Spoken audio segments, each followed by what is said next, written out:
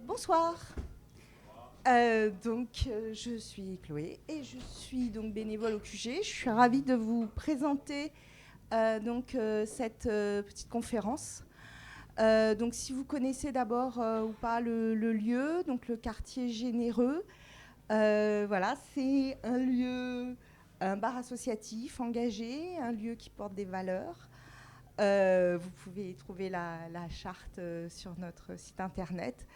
Voilà, on a la vocation de parler de politique, de partage, de vivre ensemble, de culture, voilà, de diffuser de la musique, des débats, et de réfléchir à comment on vit ensemble. Voilà, notamment par ce genre de petites conférences. Et donc, le QG a été notamment très mobilisé là, récemment, vous vous souvenez, élections européennes, dissolution surprise, législative au pied levé. Voilà, donc il y a eu beaucoup de militants qui se sont beaucoup mobilisés. Et puis, le résultat, il est quand même assez décevant. Et du coup, c'est vrai qu'on est nombreux à se poser la question du renouveau démocratique, de comment on sort de ces impasses où on a l'impression à chaque fois d'être piégé. Et notamment la question des assemblées tirées au sort qui peut être un moyen de renouveler notre système démocratique, mais par quel bout, de quelle façon, tout ça, c'est pas forcément, c'est loin d'être évident. Et donc, j'ai demandé à Andéol Ekwanfong, qui est un doctorant qui travaille sur le sujet, qui a fait ses études à Sciences Po, qui a fait 5 ans à Sciences Po, et qui est maintenant qui démarre un doctorat sur les assemblées tirées au sort, qui a fait un master de recherche sur le sujet, voilà, et donc de venir nous en parler. Voilà, donc il est doctorant à Paris Créteil, et donc voilà, je lui laisse la parole. Je vous demande de l'accueillir.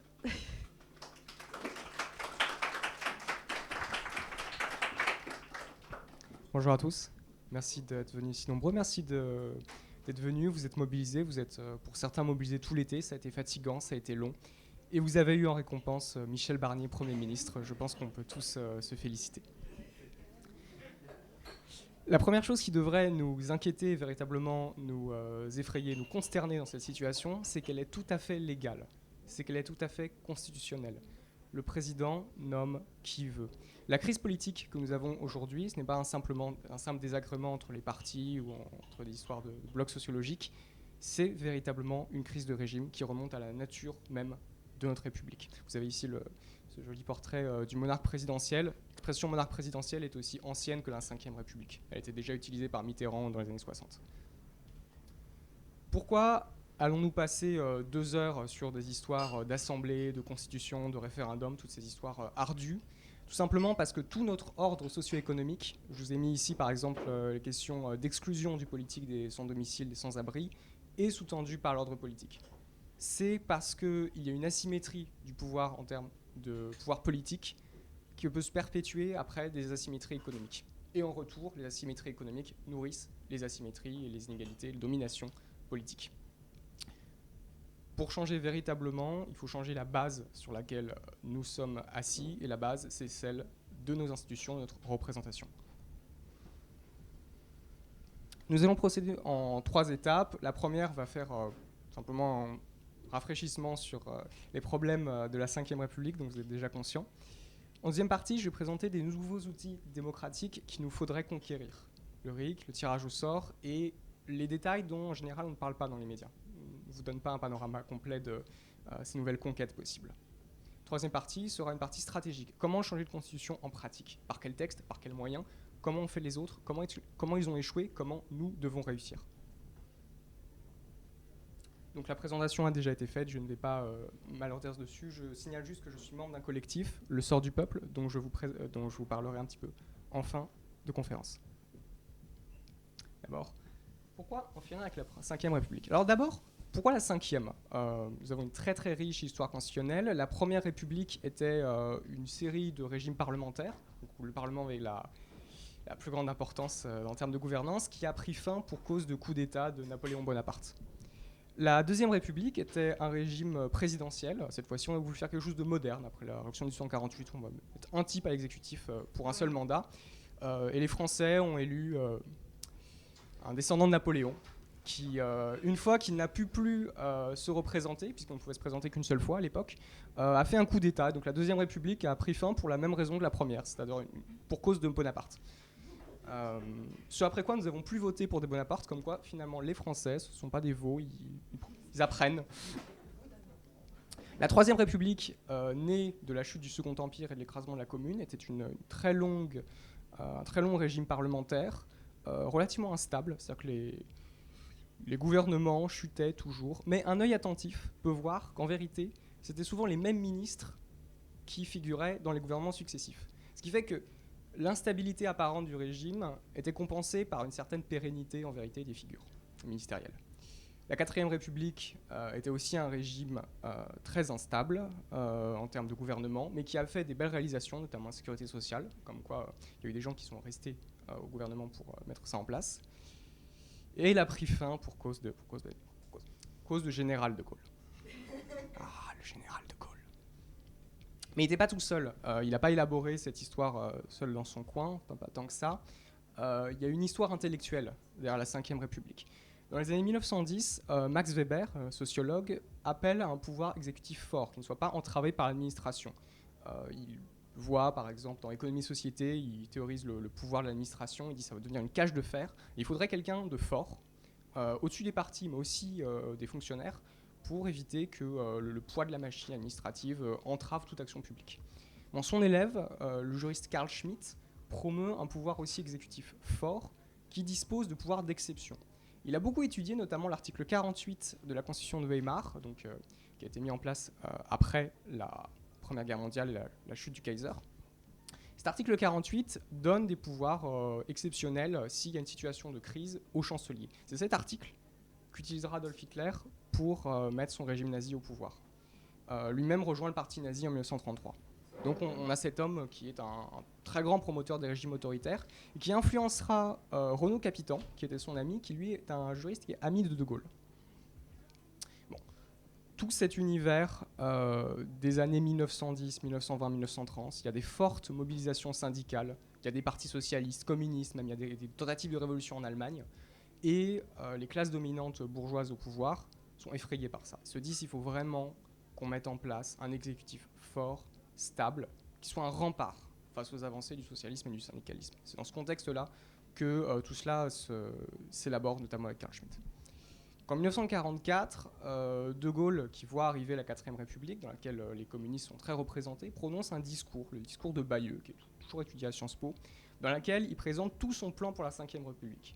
Un président très fort, au-dessus des partis, qui va réguler le système, qui va lui permettre de fonctionner de manière moderne et efficace, c'est-à-dire rapide. En 1958, des généraux attachés à l'Algérie française, à la colonisation, font un putsch à Alger. Et ils demandent que De Gaulle soit nommé Premier ministre. Dans ce contexte de guerre civile, où l'armée coloniale en Algérie, les mutins, menacent d'envahir la France et de commettre des violences, le pays vient de sortir de la Seconde Guerre mondiale, De Gaulle est effectivement nommé Premier ministre après ces pressions. En 1958, De Gaulle fait voter une série de lois constitutionnelles qui l'autorisent à modifier la Constitution d'une manière assez inédite, c'est-à-dire pas en utilisant une assemblée constituante large, représentative, comme c'est la tradition en France avec les premières, secondes républiques. Non, il décide de nommer plusieurs comités, notamment un comité présidé par son ami Michel Debré, qui rédige la Constitution de 58. Donc il a nommé des gens qu'il aimait bien, comme ça, et qui ont rédigé notre texte fondateur. Elle est adoptée à large majorité par référendum, je vous rappelle, dans un contexte de guerre civile, où il était présenté une alternative soit entre le chaos et la guerre, soit entre quelque chose qui pourrait sauver les meubles.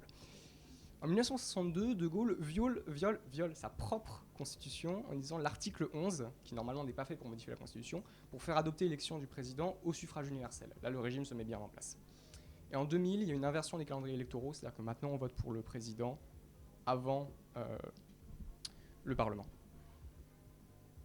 Bon, donc, pourquoi est-ce qu'on parle d'une monarchie présidentielle ? Parce que le président a tous ses pouvoirs, il nomme et il démet le Premier ministre, donc il nomme absolument qui il veut.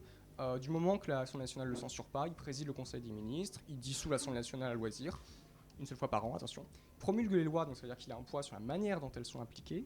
Il nomme évidemment aux fonctionnaires ambassadeurs. C'est le chef des armées, il a les pouvoirs d'exception puisqu'il a le même article. Il a le même article que la Constitution de Weimar. L'article 16, c'est un peu l'équivalent de l'article 48. Donc, des choses ont transpiré depuis Carl Schmitt. Et il peut soumettre des lois à référendum, mais c'est le seul. Donc ce grand pouvoir est heureusement nanti d'une grande irresponsabilité qui lui permet de dormir tout à fait tranquille. Il est responsable pénalement, c'est l'article 76. Il n'a pas de responsabilité politique. Et la procédure de destitution est très difficile, puisqu'il faut les 2/3 du Parlement pour le virer. Donc c'est à peu près inutilisable. Il dispose le chef du gouvernement, donc le Premier ministre, qui est à sa main, dispose aussi du 49.3. Donc on a vu les effets délicieux lors de la mobilisation sur la réforme des retraites. Ça permet de passer outre le Parlement. C'est formidable. Quid des contre-pouvoirs? Enfin, c'est cet homme héroïque qui est censé veiller pour notre bien et qui a toute l'attitude pour le faire. Bon, on a le Sénat, qui est une sorte de maison de retraite. Alors, je dis maison de retraite, c'est pas pour être méchant. Senex, en latin, ça veut dire vieux. On a mis en... Non, c'est vrai. Il a été mis en place des régimes au fur et à mesure dans l'humanité, notamment ça vient des latins, les Romains avaient le premier Sénat, où ils disaient les vieux sont plus âgés, ils ont plus de patrimoine, donc ils sont plus sages, donc c'est eux qui doivent avoir le pouvoir de bloquer finalement. Donc on a reproduit ça en République. Donc c'est une élection indirecte par les grands électeurs, donc c'est les départementaux municipaux. Donc ça cause une surreprésentation des territoires ruraux favorables au parti de droite. Bon, c'est l'assemblée du seigle et de la châtaigne, comme on dit classiquement. Le Conseil constitutionnel, alors ça c'est intéressant, il n'y avait pas de Conseil constitutionnel aussi puissant dans les précédentes républiques, c'est une vraie innovation de la 5e. Ils sont aptes à censurer les lois, ils ne s'en privent pas. Ils sont nommés par le président de la République, le président de l'Assemblée nationale et le président du Sénat. Donc celui-là, typiquement penche à droite, le président du Sénat, le président de la République et le président de l'Assemblée nationale. Le président de l'Assemblée nationale, en général, il a une majorité pour le président, donc du coup il va plutôt du même côté. Donc on voit que l'indépendance fait vraiment défaut. Ce ne sont pas des experts en droit constitutionnel. Et ils n'ont pas de déport lors des conflits d'intérêts. C'est un peu technique, mais ça signifie que lorsqu'ils ont un dossier qui les concerne, ce n'est pas la pratique en France de s'en dessaisir pour éviter les conflits d'intérêts. C'est la pratique en Allemagne, c'est la pratique dans d'autres pays, mais pas en France. Vous pouvez faire référence à Laureline Fontaine pour voir cela. Une autre particularité de notre régime, parce qu'on pourrait s'arrêter là. Tout ce que je vous ai dit là, c'est très classique. Mitterrand le disait déjà dans les années 60, Mélenchon vous le dira très bien, les éditorialistes sur Libération en France Inter vous le diront. Non, on va aller plus loin. Une autre particularité du régime, c'est que le peuple est privé de droit de participation directe. C'est-à-dire que seuls les gens qui sont déjà élus, le gouvernement, l'exécutif, peut déclencher un référendum. Ce qui fait que le dernier référendum qu'on a eu date de 2005. On a vu là, la plupart des référendums ont été acceptés. Celui-là a déclenché le départ du général de Gaulle, qu'il a en quelque sorte fait un référendum sur sa personne, et celui-ci a tout simplement été ignoré parce que le résultat n'allait pas dans le sens des élites en place alors, qui avaient un projet pro-européen et libéral. Donc voilà, donc on ne peut pas s'exprimer directement. Quelles sont les conséquences de cet état de fait sur laquelle on passe en général? Le problème, c'est que du coup, on est complètement dépendant de l'élection. Toute notre orientation politique, toute l'action qu'on peut faire, c'est juste élire des gens et espérer qu'après ils se comportent bien. Le problème de l'élection, c'est qu'elle comporte des biais. Elle comporte des biais qui sont inhérents. Quelles que soient les situations d'élection, on les aura plus ou moins, mais c'est un problème. Elle est biaisée en faveur des plus riches et des plus puissants. Pourquoi? Réfléchissez. Comment est-ce qu'on se fait élire? Pour se faire élire, il faut qu'on parle de soi dans les journaux. Il faut avoir du réseau. Il faut avoir des moyens pour faire campagne. Souvent, ça coûte cher. Il y a des candidats, par exemple, qui prennent des emprunts, qui s'endettent eux-mêmes. Enfin, pauvre Valérie Pécresse, par exemple, qui était personnellement endettée à la hauteur de je ne sais plus combien de millions d'euros. Bon, bref, vous comprenez que si on a les moyens de s'endetter, c'est quand même plus facile de faire campagne. Un autre problème, c'est que le vote est très influencé par les médias, par la couverture qu'il y a. Bon. Qui possède les médias, c'est aussi quelque chose de très concentré. C'est de plus en plus concentré en la clique d'un certain nombre de milliardaires. Un autre problème inhérent, c'est que, étant donné ce qu'on nous a dit, ça produit un manque de représentativité sociologique. Si on prend l'Assemblée nationale, ils publient leurs chiffres. Vous pouvez regarder, on a 6% d'employés et d'ouvriers dans l'Assemblée nationale et 45% dans la société française. Il y a une sacrée différence. Il y a 71% de cadres de professions intellectuelles supérieures et de professions libérales, les médecins, les avocats, etc., dans l'Assemblée nationale. C'est une très large majorité, les 3/4, contre 21% dans la société française. Il y a un tiers de femmes. Alors je ne sais pas combien il y a de femmes dans la société française, je pense qu'il y en a un peu plus que la moitié. Je vais regarder la salle. Un petit peu comme ça. tout cas probablement plus haut qu'un tiers.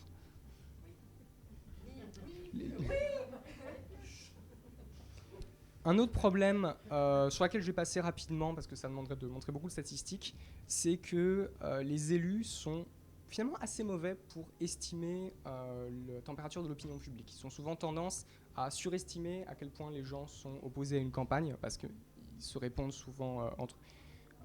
Ça se voit par exemple sur des sujets comme le cannabis, la légalisation du cannabis ou la légalisation de l'euthanasie. Quoi qu'on en pense, quoi qu'on pense des lois sur les soins palliatifs et l'euthanasie, il y a une majorité dans les sondages depuis 20 ans pour que ce soit légalisé, une forme ou une autre. Et la classe politique a beaucoup traîné. Parce que entre les opinions qui règnent au sein des élus et les opinions qui sont majoritaires dans la population, il se crée un décalage, notamment à cause de ces biais sociologiques. Notre problème, c'est la personnalisation, c'est-à-dire que comme on vote pour des gens, des faces, des figures, des chevaux de course, les médias se concentrent sur cet exercice, ce jeu. Et un dernier problème, c'est le choix tronqué. On doit voter par bloc, on doit voter pour un programme, tout le programme d'un parti. Et fort est alors de Sarkozy, par exemple, d'arriver devant les Français, de dire oui, mais les gens ont voté pour mon programme, et dans mon programme, il y avait le traité de Lisbonne. Et donc, malgré votre vote négatif au référendum, je vais le passer, parce que c'est dans mon programme. Oui, mais il y avait des centaines de choses dans le programme. Macron use aussi cet argument, tous les politiciens vont utiliser cet argument, qui, à mon avis, est un des plus grands sophismes liés au libre choix de l'élection. Bon, tout ça pour vous dire qu'aller vers la proportionnelle, comme le souhaite ardemment François Bayrou depuis sa naissance, probablement même avant sa naissance, ça ne réglera pas grand-chose. Et là, je vais prendre un décalage par rapport à des poéticiens même que vous connaissez.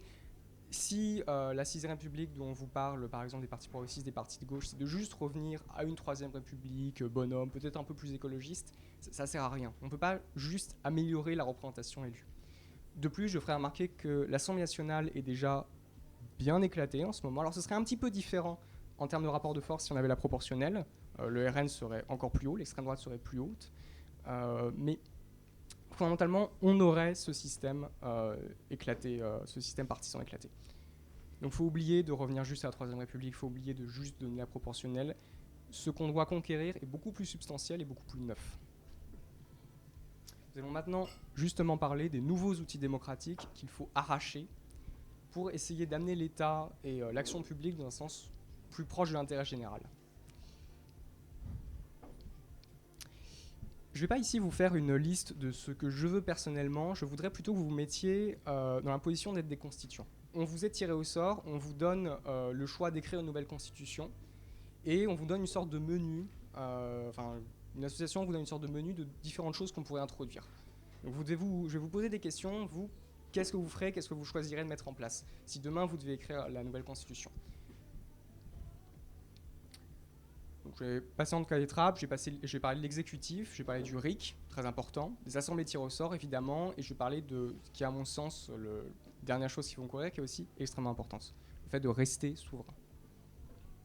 Bon. D'abord on va parler de l'exécutif. Première question que vous devez vous poser, vous constituants, est-ce qu'on abolit le président de la République ou est-ce qu'on le réduit? Ou est-ce qu'on réduit ses pouvoirs, ce qui est une troisième option qui n'implique pas de le couper en morceaux. On peut tout à fait choisir d'abolir, de simplement réduire les pouvoirs du président, d'avoir quelqu'un de symbolique, comme on a toujours fait en France.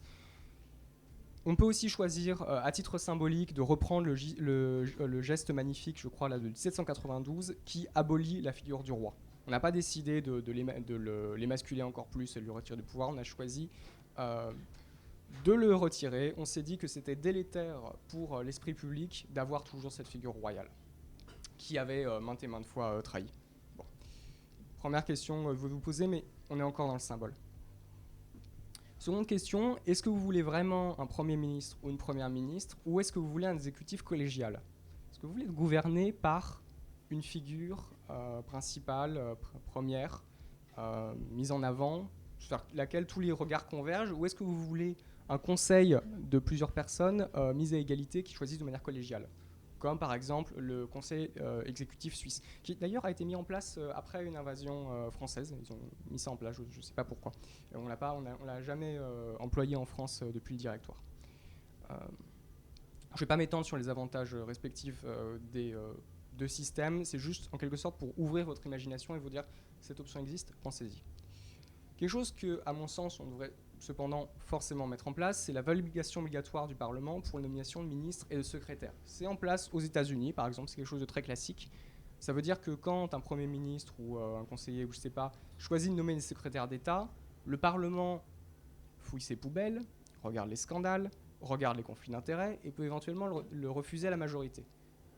Combien de guignols aurions-nous évité dans les gouvernements Macron successifs si on avait eu ce genre de disposition? Je ne sais pas, je pense un certain nombre. Bon, le plus important, je l'ai mis à la fin, c'est la révocabilité.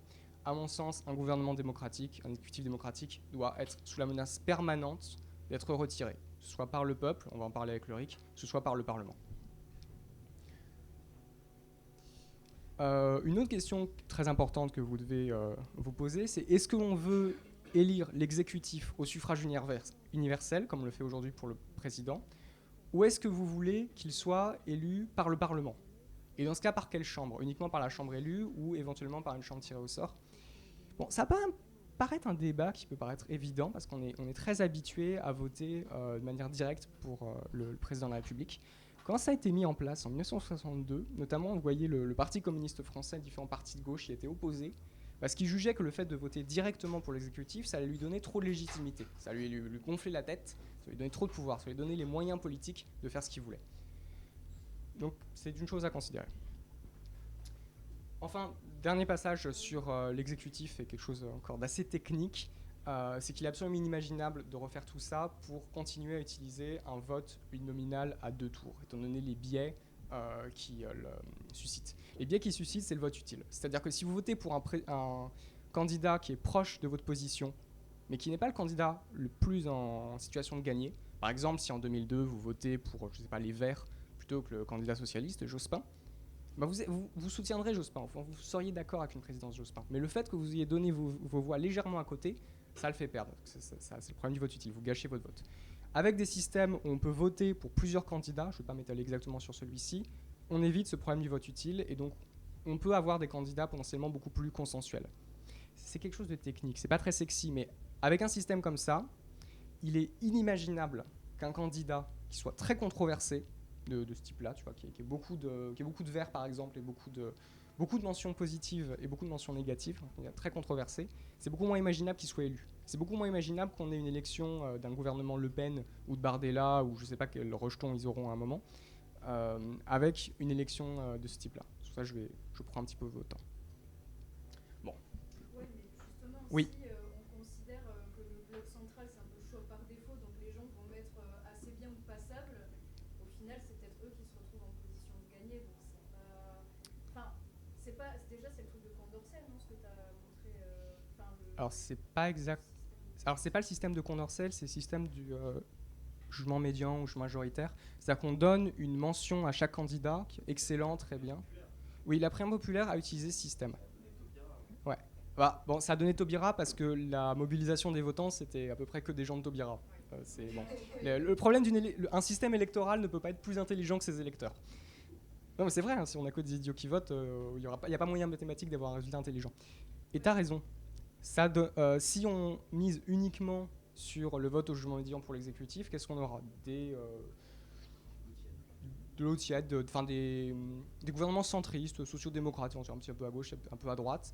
Pas quelque chose de formidable, pas quelque chose qui fera avancer, quelque chose de plus sûr, parce qu'éventuellement l'extrême droite pourrait pas arriver au pouvoir, enfin beaucoup plus difficilement, mais bon. Non, ça résout pas d'autres problèmes. On a bien raison.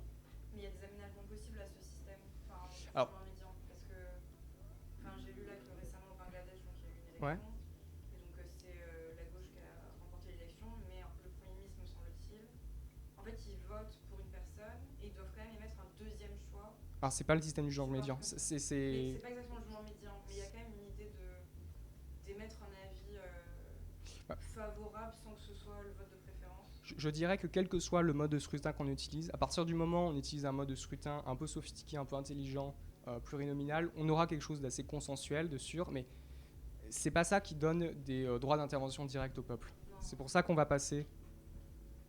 à une vraie revendication populaire, pour le coup. Parce que le jugement médian, c'est quelque chose d'assez technique, mais là, pour le coup, il y a eu des gens dans la rue pour lutter pour ça, pour lutter pour le RIC, pour lutter pour le référendum d'initiative citoyenne. Bon, c'est un nom très sexy qui a été porté par les Gilets jaunes en 2020, dont on a beaucoup parlé. Ce dont on ne vous parle pas, sur laquelle en général on n'instruit pas les gens, c'est qu'il y a plusieurs types de RIC et plusieurs options et qui sont en place dans d'autres pays. Donc on peut réfléchir très sérieusement à ce qu'on veut. Il y a le RIC facultatif, qui est en place en Suisse.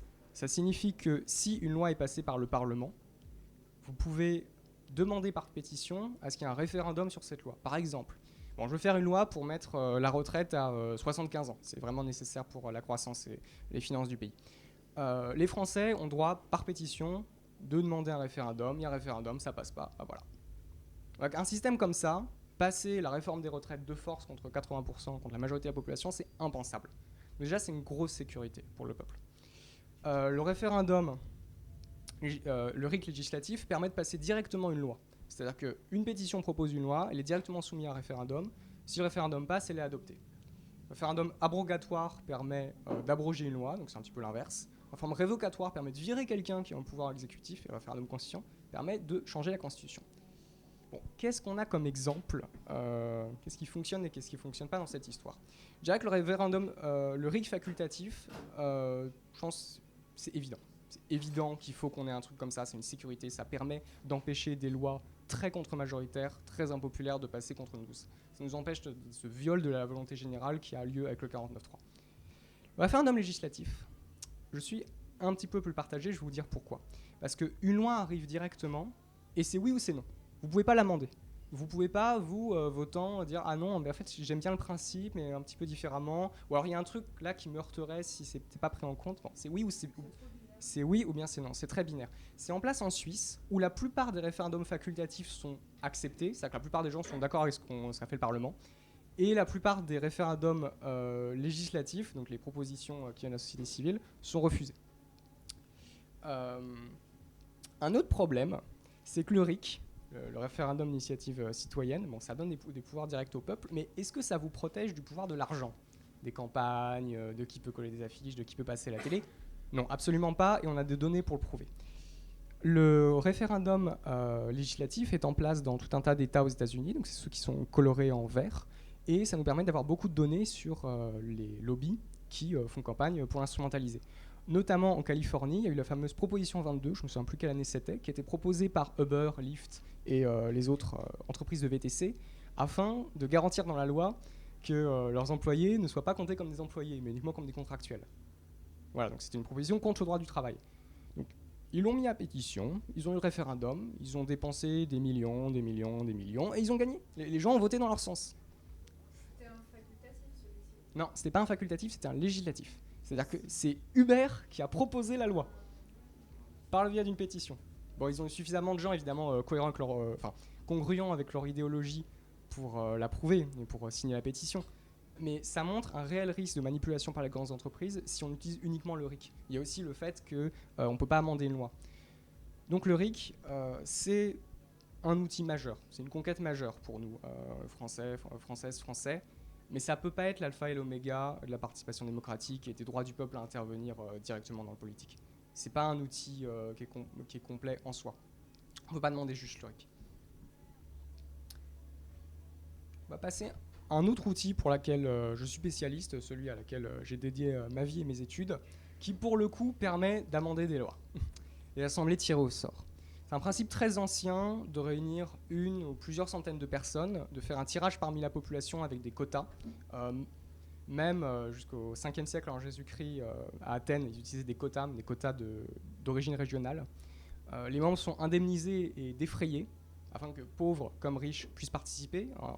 Dans l'Athènes antique, on appelait ça le mistos, c'est le nom du défraiement, de l'indemnité. Et les mandats sont limités et non renouvelables.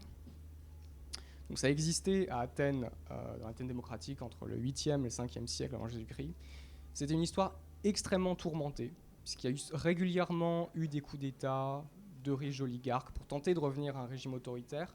Et à l'époque, le peuple athénien était très attaché à ce régime et plusieurs fois l'a remis en place.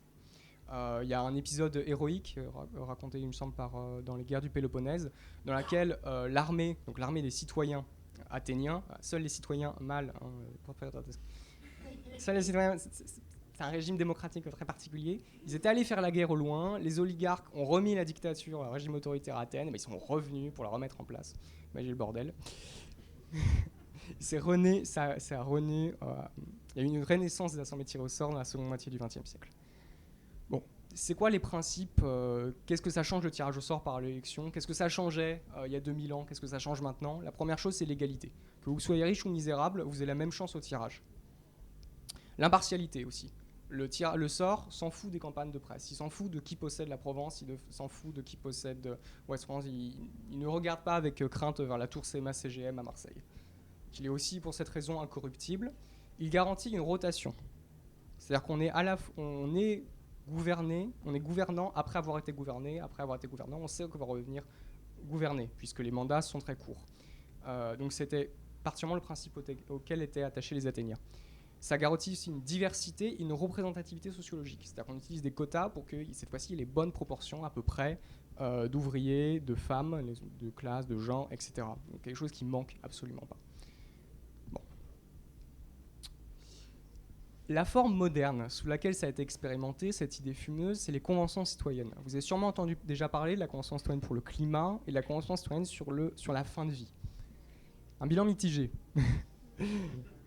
Belle démonstration de la capacité des citoyens, des citoyennes, des conventionnels, puisque là on a 149 mesures qui sortent quand même en l'espace d'une dizaine de mois. Là on a un rapport complet sur à la fois le renforcement des soins palliatifs et l'ouverture du droit à mourir, pour qu'on en pense. Donc il y a une démonstration de la capacité, mais ce sont aujourd'hui des dispositifs complètement consultatifs, sans aucune garantie vis-à-vis du résultat. L'exécutif, le Parlement peut tout à fait les ignorer. Que ce soit en Irlande, où il y en a quasiment une chaque année depuis 2016, que ce soit au niveau européen, que ce soit en Belgique, ce sont toujours des dispositifs consultatifs. Donc on a ce très bel outil qui produit des rapports très sensés, mais qui pour le moment n'est pas capable d'être un frein, d'être une opposition face à un régime qui serait plus oligarchique, qui ferait plus les gens qui sont déjà puissants et déjà riches. Alors pourquoi est-ce que ça marche? Je vais dire 2 mots sur l'intelligence collective des assemblées tirées au sort. C'est un thème qui a beaucoup été étudié ces 20 dernières années. Et c'est un apport intellectuel par rapport aux anciennes applications du tirage au sort il y a 2000 ans. D'abord parce qu'ils auditionnent des experts et des acteurs concernés. Les élus ne naissent pas compétents. Ils ne deviennent pas compétents magiquement lorsqu'ils sont élus. Ils ont juste un aéropage de gens bien payés, mais travaillant beaucoup, pour les aider. C'est la même chose pour les citoyens tirés au sort. Ils donnent aussi l'impression de compétence, simplement parce qu'ils écoutent des gens compétents. Il y a une spécialisation en groupe de travail, ce qui permet aussi d'avancer en faisant des petits groupes qui viennent chacun un petit peu experts. Il y a une diversité cognitive et d'expérience, c'est-à-dire que n'ayant pas tous le même bagage sociologique, les mêmes expériences de vécu familial, etc., on n'a pas les mêmes manières de penser. Donc on peut éclairer un problème selon plusieurs angles. Il y a la délibération et la capacité à changer d'avis, qui est souvent mise en avant. Et enfin, il y a des phénomènes d'agrégation, c'est-à-dire qu'on vote tous ensemble. Et normalement, si la majorité est plus probablement proche de la bonne réponse que de la mauvaise, normalement le vote donne un bon résultat. C'est le théorème de Condorcet. Donc aujourd'hui, on a les conventions citoyennes. Bon, ça produit des rapports. L'exécutif, le Parlement peut les ignorer. C'est pas ça qui donne. Ça permet de faire des lois nuancées. Donc ça, c'est une différence avec le RIC. Mais c'est pas encore assez fort. Donc il y a des choses qu'on pourrait envisager. On pourrait envisager que dans une 6e République, les conventions citoyennes aient une force obligatoire. C'est-à-dire que par exemple, leurs propositions puissent directement être passées à référendum ou puissent directement être transmises au Parlement élu. Voire uniquement être transmises directement par référendum pour adoption, pour renforcer le dispositif. Quelque chose aussi dont on parle depuis très longtemps, je pense depuis une vingtaine d'années, enfin Dominique Bourg, ça date des années 2010, c'est l'idée d'une chambre tirée au sort, ce qui n'est en place aujourd'hui dans aucun pays au monde. Ce serait une véritable innovation. L'idée, ce serait de remplacer le Sénat, ou de compléter le Sénat. Mais j'ai du mal à imaginer que les constituants de la 6e voudront garder le Sénat tel qu'il est aujourd'hui, par une chambre qui serait tirée au sort, et donc qui aurait notamment la représentation sociologique dont l'Assemblée nationale élue manque chroniquement. Est-ce que vous voudriez que cette chambre ait le pouvoir d'initier des lois? Est-ce que vous voudriez qu'elle ait un pouvoir d'amendement et de censure, c'est-à-dire de refuser de bloc une loi qui serait faite par les partis dans une chambre élue? C'est des choses à laquelle qu'on peut imaginer. Est-ce que vous voudriez qu'une assemblée tirée au sort ou pas ait un pouvoir de révoquer ou éventuellement de co-désigner l'exécutif, en disant ça ira plus proche d'intérêt général s'il y a des gens qui ne sont pas issus des partis qui sont capables de le désigner. C'est des questions qu'il faut se poser, c'est des perspectives qui s'ouvrent. Malheureusement, l'innovation constitutionnelle, c'est pas quelque chose de magique, c'est pas quelque chose qui va créer directement un régime qui serait pour nous idéal et qui sauvegarderait nos intérêts. C'est pourquoi, à mon sens, je dois insister sur un 4e droit démocratique qu'il faudrait conquérir, donc le droit de contrôler le gouvernement, le droit au RIC, les différentes formes de RIC, le droit à avoir des assemblées tirées au sort qui donnent une représentation plus proche de la population dans le Parlement. C'est le droit de tromper, de changer d'avis. C'est le droit de continuer à avoir le droit de changer la Constitution. Aujourd'hui, ce n'est pas du tout quelque chose qui est disponible pour la 5e, et je pense que ce serait une conquête importante de dire à l'avenir, la 6e République, elle serait toujours modifiable. C'est-à-dire que les citoyens pourraient toujours revenir sur leur précédent brouillon, enfin leur précédent texte, et lancer une pétition pour dire, bon, est-ce qu'il faudrait qu'on, par exemple, lancer une pétition qui dirait, est-ce qu'il faudrait qu'on ouvre le chantier de ce titre ou de cet article ? Oui, la plupart des gens sont pour, on voit que ça ne fonctionne pas. On lance une convention citoyenne constituante, j'en parlerai en 3e partie, et enfin on fait un référendum. Comme ça, en adulte, on pourrait rester souverain, c'est-à-dire rester toujours maître des règles du jeu. Ne jamais être lié par des générations précédentes dont on fait éventuellement plus partie. Bon, c'est beau tout ça, hein. Bon, ça va pas nous amener au paradis, ça pourrait nous empêcher un petit peu d'en faire. L'idée, c'est d'arracher, avec une longue lutte, des choses qui permettent au droit d'aller un petit peu plus vers l'intérêt général. Comment est-ce qu'on irait dans cette direction-là ? Là, on va passer à la question uniquement stratégique. Bon, d'abord, on va parler de la voie légale, donc celle de l'article 89 de la Constitution, qui requiert l'accord de la majorité de l'Assemblée nationale, il faut gagner, la majorité du Sénat, étant donné ce qu'on a dit, et soit les 3/5 du Parlement, dont le Sénat, si le président ne le soumet pas à référendum. Ça peut aussi directement être soumis à référendum, mais s'il ne veut pas, c'est juste les 3/5 du Parlement. Bon, vous oubliez. Ça nécessiterait d'avoir une majorité et à l'Assemblée nationale et au Sénat. Ce n'est pas du tout la configuration du système partisan actuel. Ce ne sera probablement pas pour les 10 prochaines années. Et, on est déjà dans l'ordre du fantasme. La voie par légale, donc celle utilisée par n'importe qui, le général de Gaulle en 62. Donc ça requiert l'accord du président de la République et du Premier ministre. Donc c'est anticonstitutionnel, mais comme de Gaulle l'a déjà fait, peut-être que ça pourrait passer. Donc là, il n'y a pas besoin de la majorité du Sénat. Il faut uniquement maîtriser l'exécutif, le président et le Premier ministre. C'est déjà un petit peu plus envisageable. Je vais maintenant revenir sur l'échec des Gilets jaunes, qui voulaient obtenir une grande conquête démocratique qui aurait été différentes formes de RIC. Ils voulaient que ce soit toutes les formes de RIC, donc en toute matière.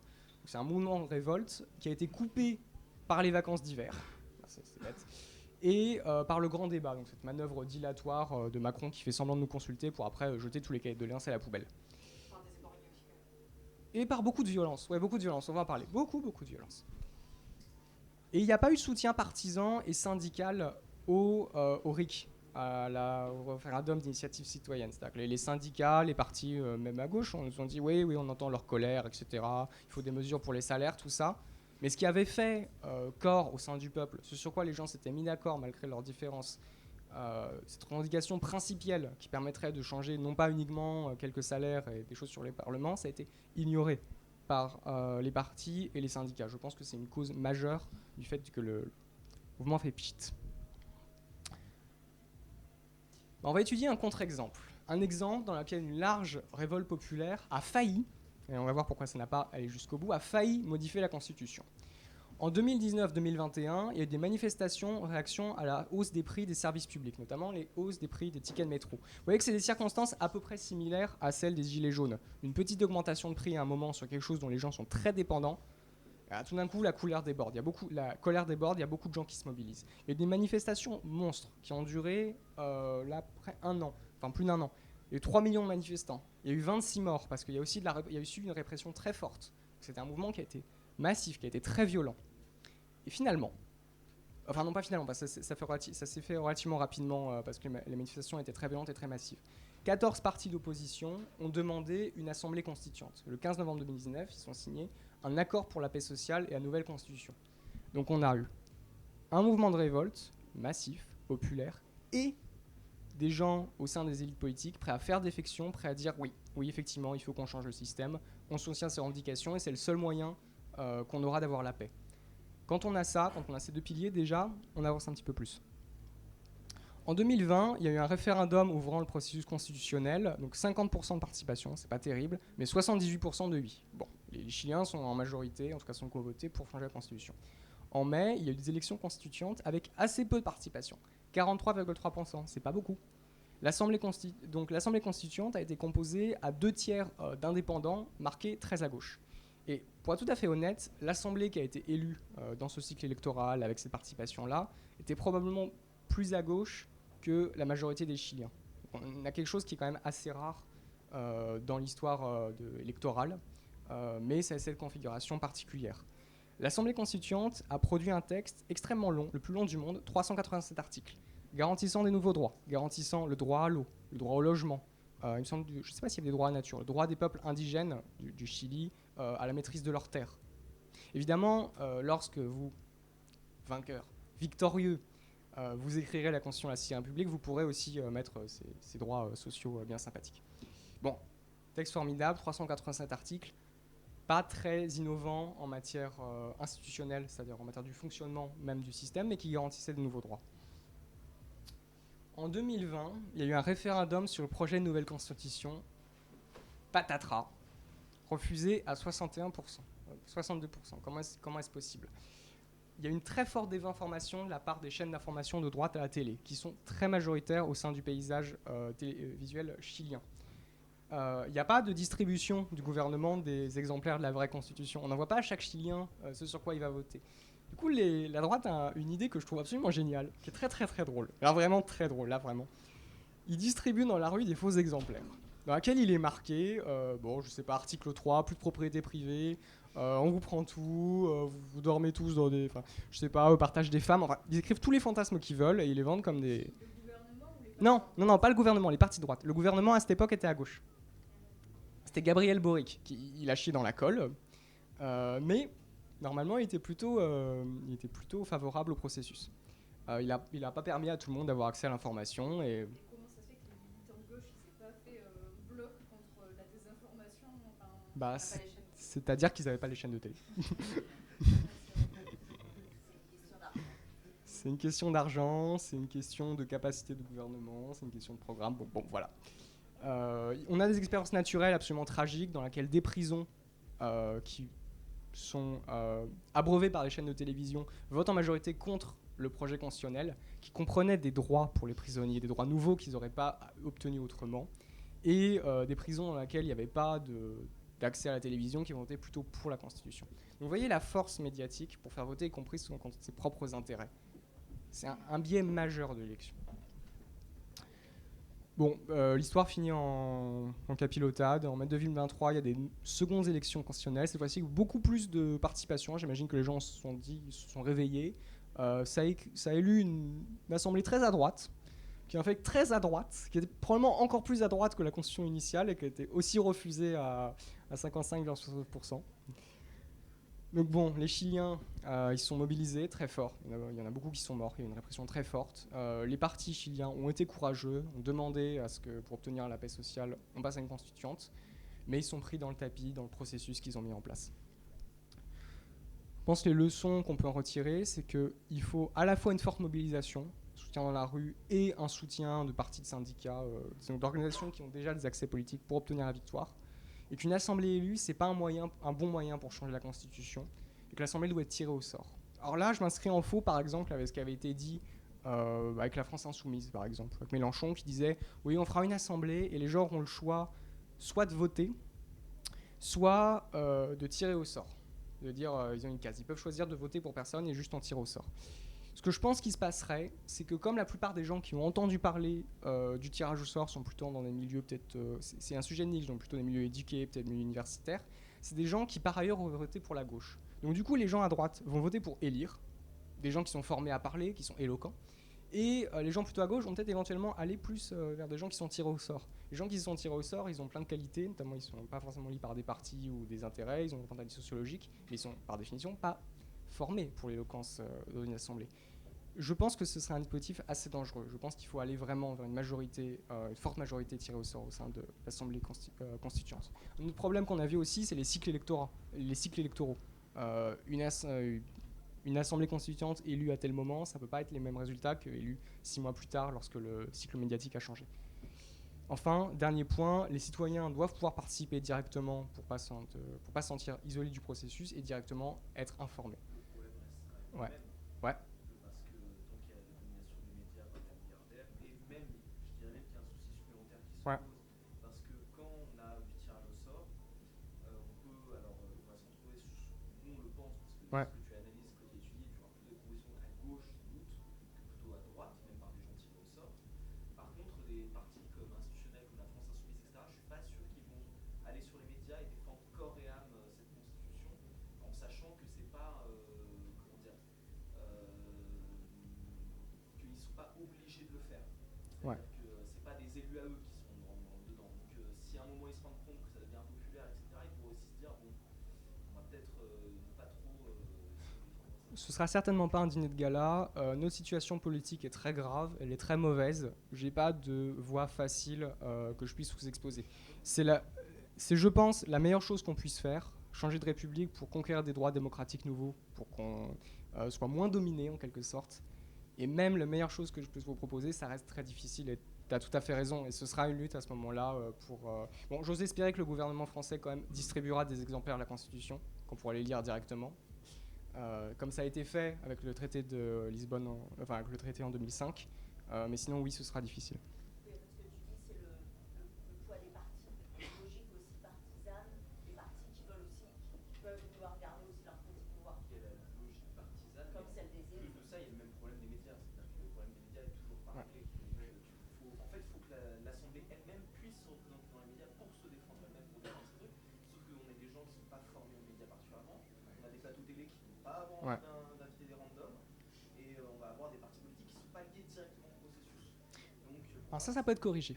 Ça peut être corrigé. On peut imaginer d'avoir un collège d'élus de partis, tu voulais poser une question, qui soit associé au processus. Et je pense qu'un compromis comme ça se mettra en place si jamais ça se met en place. Ce que je veux dire, c'est qu'il y a déjà une loi qui existe sur la déconcentration et le pluralisme des médias, qui est complètement maintenant obsolète. Et voilà, avec contournable de mille façons. Ouais. Très bien. Et ça, c'est pareil, ça devrait faire. Pour moi, il doit y avoir un consensus politique, c'est peut-être la première réforme à faire. Exactement, c'est le préalable. Et effectivement, les réformes institutionnelles ne sont pas du tout soutenues, elles sont pas. Alors que c'est ce qui peut faire consensus parmi tout, enfin, la gauche, le centre. Voilà, on l'a vu, on voit ce qui se passe. Vraiment, et c'est vrai que c'est pas du tout populaire, les réformes institutionnelles. Mais ouais, la loi sur la pluralité et la déconcentration des médias, c'est une énorme. Ouais. Ça pourrait d'ailleurs être un enjeu constitutionnel. Je vous ai présenté différents droits qui pour moi sont importants, qui sont des dispositifs connus dans la littérature de sciences politiques, mais on pourrait tout à fait imaginer que la convention citoyenne, une convention constituante si jamais elle a lieu, fasse un article ou un titre sur le pluralisme des médias avec quelque chose de plus protégé. Ça fait partie des choses à conquérir à mon sens.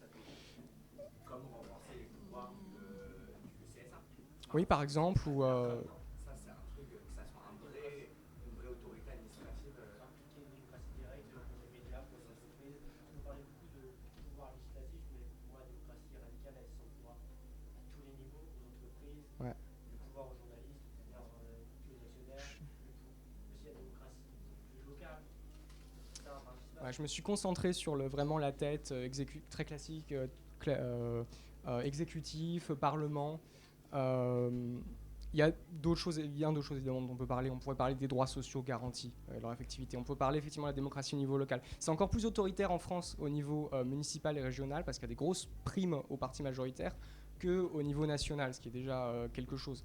On pourrait parler effectivement aussi de la démocratie en entreprise. Pour moi, c'est très important de se battre tous ensemble pour un processus ouvert. C'est-à-dire que les gens qui sont tirés au sort ont la maîtrise, ont la compétence de leurs compétences, c'est-à-dire peut dire nous, on décide que c'est important ces thèmes-là, on décide que c'est important les médias, et peut-être que c'est pas ce qu'avaient en tête les gens qu'on les a institués, mais on s'en saisit, et après le peuple tranchera et acceptera. Donc oui, effectivement, vous avez raison pour tout ça. On va parler aussi des Outre-mer, parce que c'est un sujet.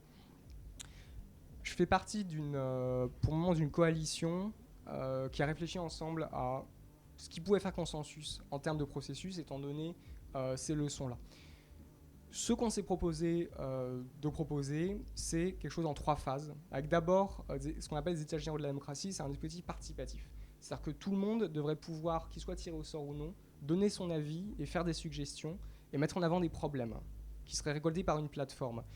C'est pas nouveau, c'est ce qui avait été mis en place avec notamment les cahiers de doléances, le grand débat, tout ça. Sauf que cette fois-ci, le vrai détail, c'est ce que ce serait effectivement transmis à une instance. Ensuite, avoir une convention citoyenne constituante, comme j'ai dit tirée au sort, qui aurait la compétence de rédiger une nouvelle constitution. Et éventuellement des conventions locales qui travaillent notamment sur des sujets de gouvernance locale.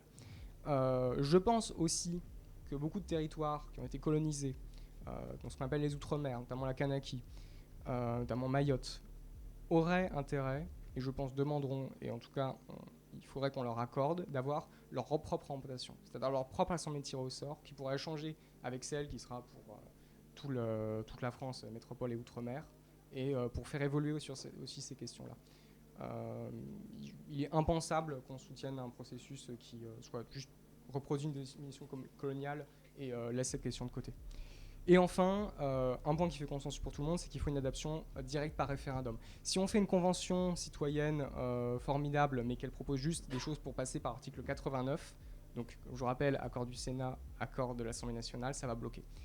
On le sait que ça va bloquer parce que c'est ce qui a eu lieu en Islande, où il y a un processus participatif, donc avec des gens tirés au sort, et aussi des élus qui ont rédigé une nouvelle constitution, qui garantissait notamment des droits de propriété pour, je crois, les champs gaziers ou des choses publiques. Et le Parlement, après, a tout simplement, tout bonnement ignoré, a bloqué. Donc oui, il faut une adoption directe par référendum. Comment est-ce que ça fonctionnerait, cette histoire ? Bon, comme j'ai observé la Convention citoyenne pour le climat et la fin de vie, je peux vous donner un aperçu. Ce serait environ 150 à 200 personnes, probablement qui se diviseraient en groupes de travail thématiques. Une des premières décisions qu'ils prendraient, du coup, c'est quel groupe de travail on fait. Est-ce qu'on fait un groupe sur les médias ? Est-ce qu'on fait un groupe sur les droits fondamentaux, l'exécutif, le Parlement ? Ce serait probablement quelque chose qu'on verrait. Association à un collège d'élus, je pense que les élus, quel que soit leur bord, demanderont au moins à être auditionnés, évidemment, si ce n'est à être inclus dans les débats.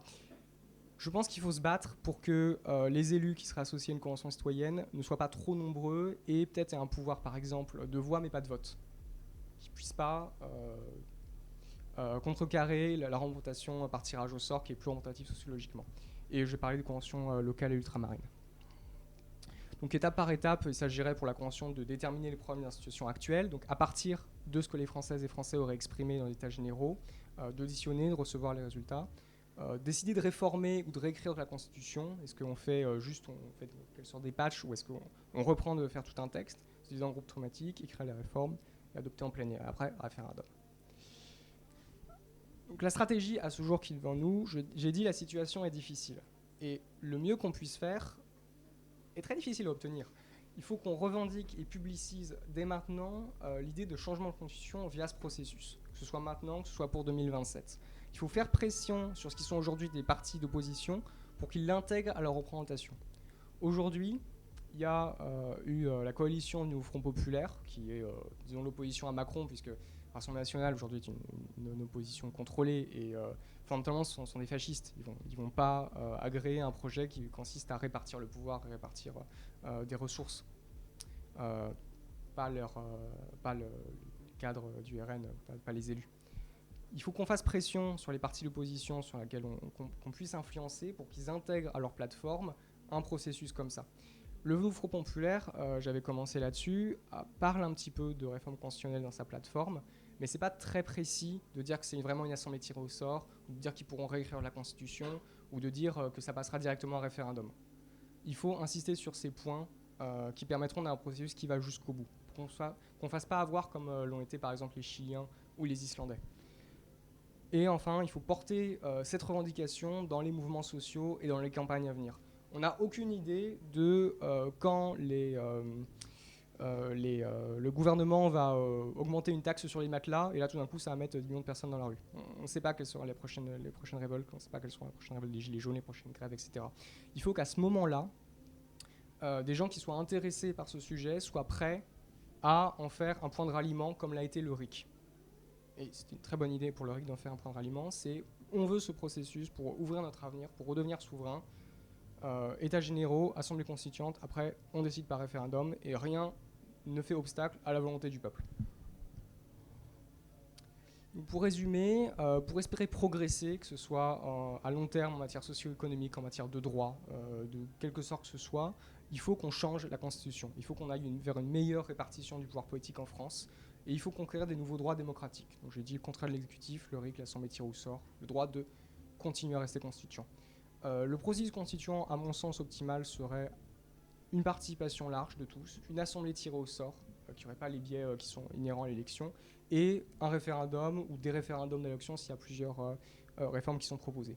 Ça va demander une lutte qui sera longue, qui sera difficile, et une campagne citoyenne qui est nécessaire à la fois pour mobiliser la population lorsqu'il y aura un mouvement qui naîtra, et pour faire pression sur les partis politiques. Ce qui a marqué au Chili, ce qui a fonctionné au Chili, je pense que c'est une clé, c'est pression populaire et des gens qui ont des accès institutionnels qui se rallient au peuple. Si on fait une étude historique des révolutions, c'est bête à dire, mais c'est souvent des phénomènes élitaires. C'est-à-dire c'est souvent une base populaire qui fait pression pour obtenir des droits, qui brûle les châteaux, qui met la pression. Et au sein des élites, une division entre des gens qui tout d'un coup seraient un petit peu plus proches du peuple, qui seraient un petit peu plus les populares plutôt que les optimates, pour prendre les termes latins. Les optimates étant ceux qui défendent l'aristocratie, les populares étant ceux qui défendent plus d'égalité en termes de pouvoir et de richesse. À un moment donné, il y a une division parce que une partie des élites se dit « Oh là, c'est vraiment chaud pour mes fesses.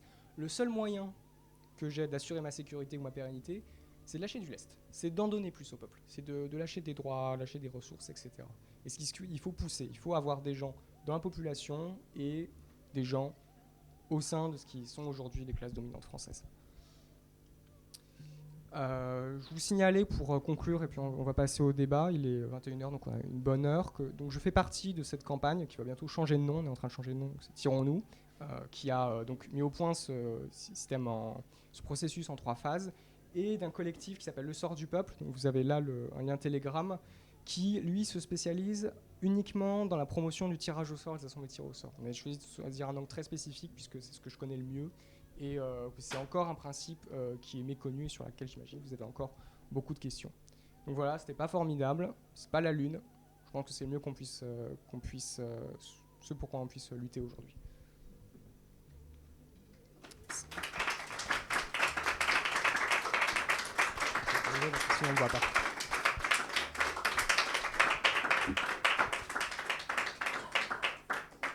Si vous avez des questions, merci, si vous voulez débattre.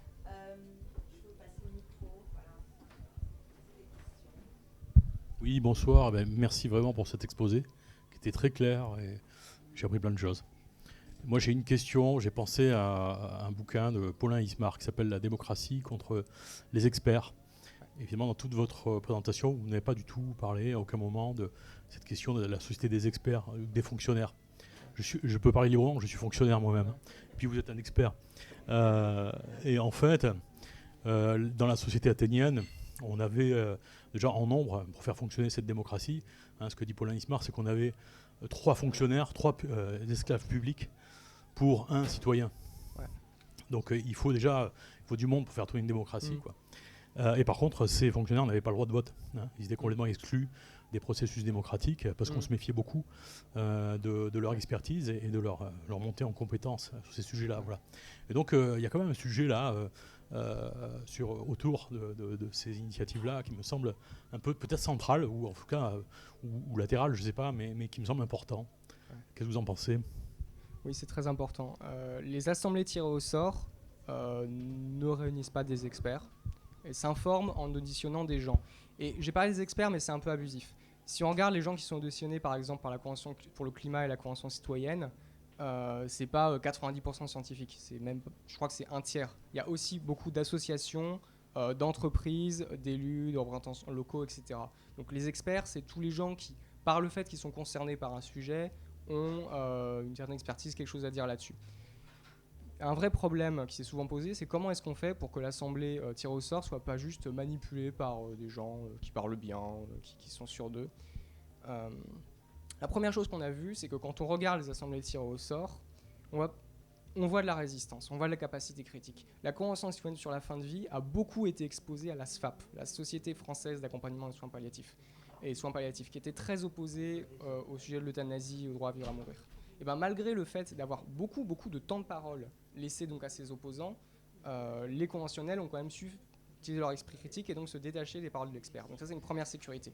Et la seconde sécurité contre une expertocratie, un régime où ce serait juste les experts qui décident et qui passeraient outre les citoyens, c'est que dans les assemblées tirées au sort, les citoyens qui sont tirés au sort ont le droit de demander qu'ils auditionnent. C'est au début, en général, on présente un panel dans les conventions citoyennes présélectionnées pour juste la première formation, mais après, ils se font une idée de tiens, je vais entendre tel médecin, je vais entendre tel patient qui a une expérience, etc. Et y compris le droit d'interroger des gens qui sont de bord opposé. Donc, comment est-ce qu'on fait pour se prémunir de la parole des experts ? On compte sur l'esprit critique des gens et on permet aux gens qui sont tirés au sort de choisir qui ils veulent au fur et à mesure entendre. De ce que j'ai observé sur le climat, sur la fin de vie, c'est pas quelque chose qui m'inquiète, c'est pas le point le plus polémique aujourd'hui.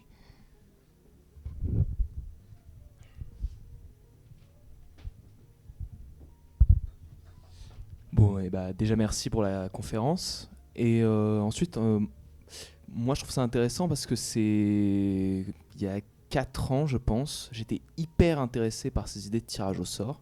C'était quelque chose vraiment où je me disais, tiens, on tient vraiment intellectuellement quelque chose, une solution par rapport à ça, pour toutes les raisons qui ont été évoquées, mais voilà, pour plein d'autres. Et je continue de croire que c'est un processus intéressant. Et en même temps, j'ai l'impression d'en voir beaucoup plus les limites aujourd'hui que ce que je ne voyais avant. Et notamment, ça passe beaucoup par la question qui est évidente, c'est comment on prend le pouvoir. Parce qu'on peut imaginer n'importe quel joli système qu'on veut, que ce soit le communisme, ou que ce soit le tirage au sort, ou que ce soit n'importe quel... La question reste la même, sur quelle base sociale on fait... Et donc là, c'est ce dont tu as parlé des bases sociales pendant les révoltes, etc.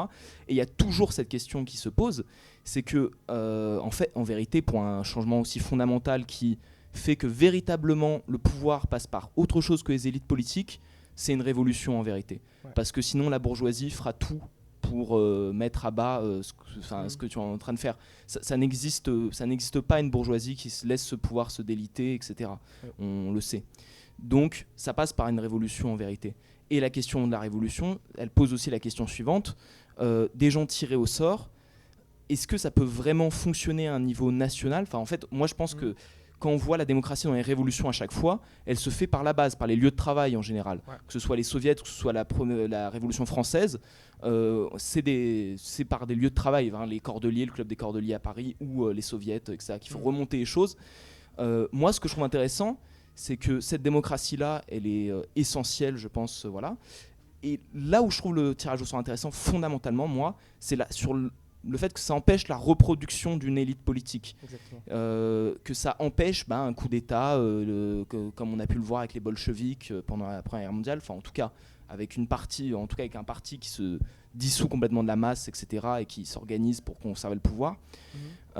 C'est là où je le trouve intéressant. Mais j'ai l'impression que la façon dont tu dépeins l'arrivée au pouvoir, elle est vraiment trop idéale, quoi. J'ai l'impression qu'elle ne peut pas coller à une réalité révolutionnaire. Oui, comme j'ai dit, le truc le plus probable pour que ça arrive, ce serait qu'on arrive d'une manière ou d'une autre à remporter, même d'un cheveu, des élections présidentielles et législatives, avec ça dans la plateforme, avec une mobilisation pour que ce soit vraiment appliqué et que ce ne soit pas juste pour avoir des voix vertes ou que ce soit, et qu'on utilise l'article 11 pour enclencher les dispositifs états généraux et convention citoyenne puis référendum. Donc je vous parle effectivement d'une situation révolutionnaire. Je vous parle d'une situation non seulement où il y a des partis progressistes qui ont réussi à saisir le pouvoir, mais en plus il y a des gens dans la rue qui sont prêts à pousser pour qu'on mette en place ce dispositif. Alors heureusement, c'est une situation révolutionnaire dans laquelle effectivement on ne veut pas nommer juste un petit comité qui va décider, mais quelque chose de démocratique avec des gens tirés au sort. Donc ça peut effectivement apaiser les gens. Mais oui, effectivement qu'on parle de révolution. C'est ça, c'est une révolution.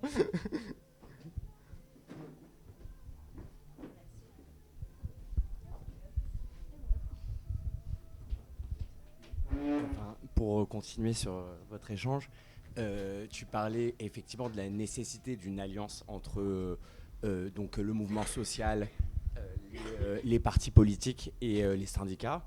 Et justement, moi, je suis extrêmement étonné. Alors là, on a eu la dissolution qui a mis au centre du débat politique tout le système institutionnel, la Constitution, et on avait une chance inespérée pour en faire une priorité, axée sur les réformes institutionnelles comme quelque chose de prioritaire, d'où effectivement peut découler une réforme de l'ordre économique, social, et ça n'a pas été du tout fait par les partis politiques, justement. Pardon ?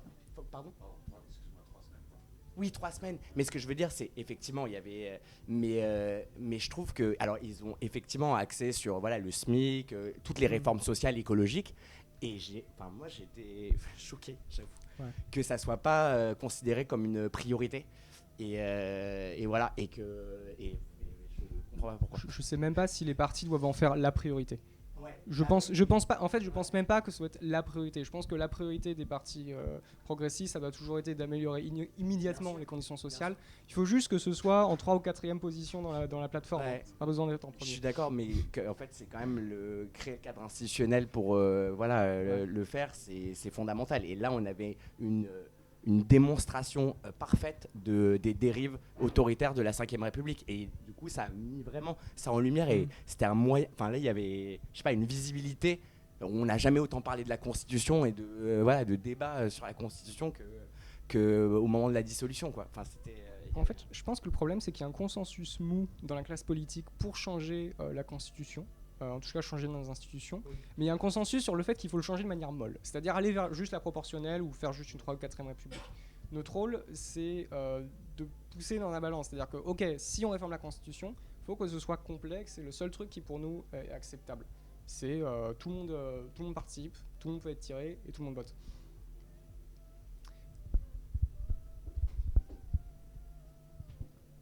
Une autre question ?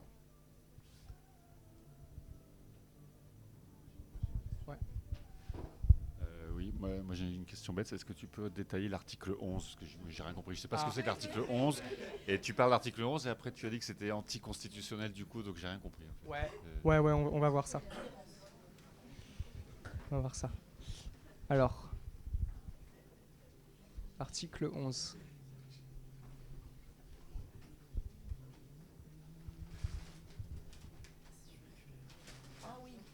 L'article 11. Le président de la République, sur proposition du gouvernement, peut soumettre au référendum tout projet de loi portant sur l'organisation des pouvoirs publics, sur les réformes relatives à la politique économique, sociale ou environnementale de la nation, ou aux services publics et au concours, ou tendant à autoriser la ratification d'un traité qui sans le contrat à la Constitution, blablabla. Bon, il n'y a rien qui est dit là-dedans. Vous pouvez modifier la Constitution par référendum. Hein. Non, rien. On parle des institutions. Organisation des pouvoirs publics éventuellement. Je pense qu'il a dû jouer sur la vacuité ou la notion floue de l'organisation des pouvoirs publics. Donc, je crois que quand j'avais étudié ça en L1, pas très loin, justement, en fait, il disait que parfois on peut tordre le bras à la Constitution par des expressions un peu...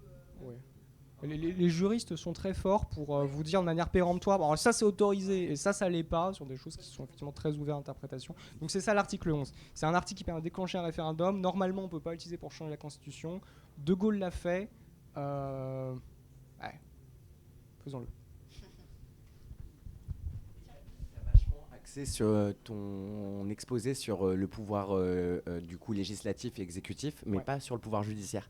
Et ça aussi c'est quelque chose de très important. Je suis vraiment pas spécialiste du pouvoir judiciaire. Okay. Ouais, mais souvent, il y a ce problème. Mais tu as parlé un peu du conseil constitutionnel. Ah oui, mais, c'est une forme de pouvoir judiciaire. Oui, d'autant qu'il y a du tirage au sort dans le pouvoir judiciaire. Dans les jurés d'assises. Ils veulent s'en débarrasser de plus en plus d'ailleurs. Ils en ont réduit l'importance. Alors le problème du tirage au sort judiciaire, c'est que c'est en place depuis très longtemps dans beaucoup de démocraties. Et on a vu beaucoup d'exemples de dysfonctionnement de ça. C'est-à-dire qu'il y a 12 personnes, elles peuvent très bien être toutes biaisées dans un sens. Elles peuvent très bien être... se soumettre aux normes culturelles de l'époque. Et le tirage au sort n'est pas quelque chose qui vous rend magiquement juste et infaillible. Ce sont des jurés tirés au sort qui ont condamné à mort des innocents pendant des siècles en France. C'est aussi un petit groupe, donc en termes d'assurance collective, effectivement, c'est moins bien, mais c'est aussi un... C'est un contre-exemple, du coup, ça fait pas forcément de publicité aux assemblées tirées au sort. Les jurys d'assises, c'est des gens à qui on demande d'appliquer la règle. Il y a une règle qui dit syllogisme judiciaire, si telle personne est coupable, et vous devez juger si elle est coupable, vous devez appliquer cette règle et cette condamnation, alors dans un quantum de peine plus ou moins grand. Il y a aux États-Unis un phénomène qui s'appelle la jury-nullification, c'est-à-dire un moment où les jurys disent le type est coupable, ou la meuf est coupable, mais ce serait tellement injuste d'appliquer la loi dans ces circonstances-là, parce que c'est des circonstances atténuantes, qu'on décide de l'acquitter et de nullifier la loi. C'est un petit peu comme si les gens qui étaient tirés au sort faisaient un acte de tout d'un coup redevenir législateur et de remodifier la loi dans ce contexte-là. Je suis très mal à l'aise avec les sujets judiciaires, donc c'est pour ça que j'en ai pas parlé. Mais alors pour le Conseil constitutionnel, ceci dit, une réforme qui avait été proposée par je ne sais plus quel universitaire, ce serait de tirer au sort les juges constitutionnels parmi les experts constitutionnels. Pour au moins, alors ils sont probablement très marqués toujours avec la sociologie des experts du droit constitutionnel, mais au moins ils ne seront pas nommés par le président, le Premier ministre ou que sais-je. Donc voilà, c'est...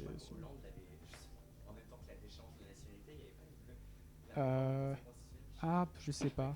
Le truc avec la réforme du Conseil constitutionnel, c'est qu'on a vraiment ce truc ridicule du président, des anciens présidents qui peuvent y aller. Et on essaie de s'en débarrasser depuis très longtemps. Une autre question ? Pour ou contre la disparition des partis ?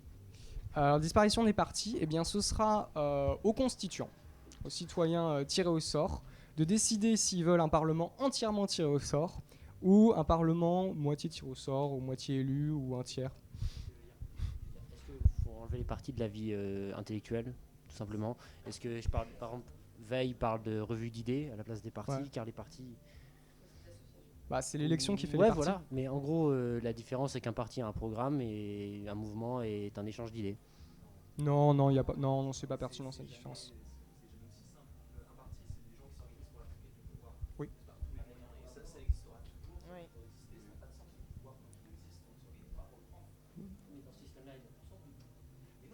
Non, ça dépend.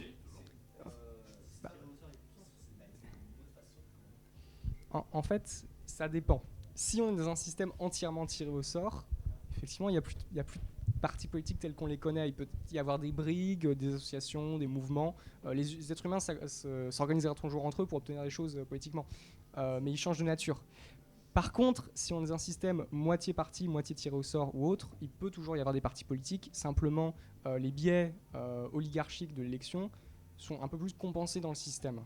Donc c'est pour ça que je dis c'est pas le paradis, c'est pas un système parfait, c'est juste moins défavorable aux petites gens.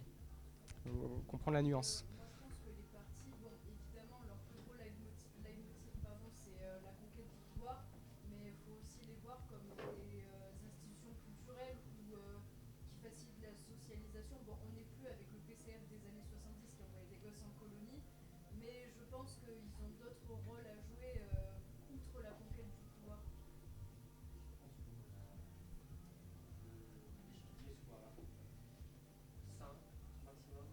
Un parti pose un cadre.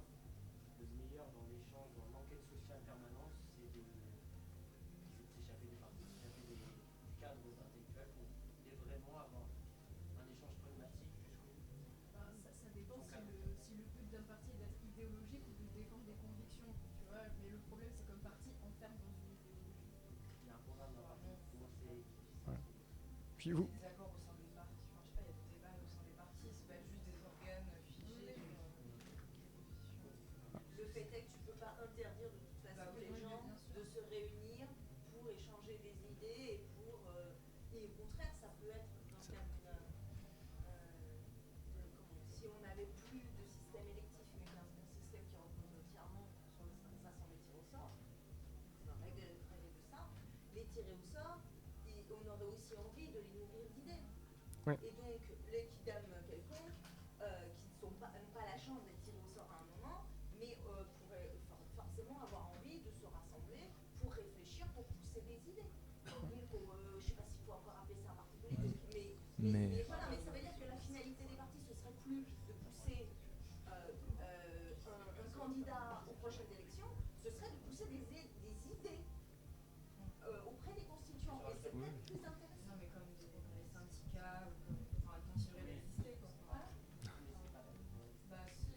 non, t'inquiète, c'est intéressant. Non, et puis, par ailleurs, c'est pour ajouter sur cette question-là aussi. En fait, pour moi, cette question, c'est marrant parce que c'est vraiment la question qui se pose. Qu'est-ce qu'on fait une fois qu'on a réalisé le communisme? Parce que quand on parle en fait de tirage au sort, finalement, on parle, c'est une manière de le faire, mais c'est en général les citoyens, on peut remplacer ça par les travailleurs si on veut, parce que la plupart des citoyens sont des travailleurs.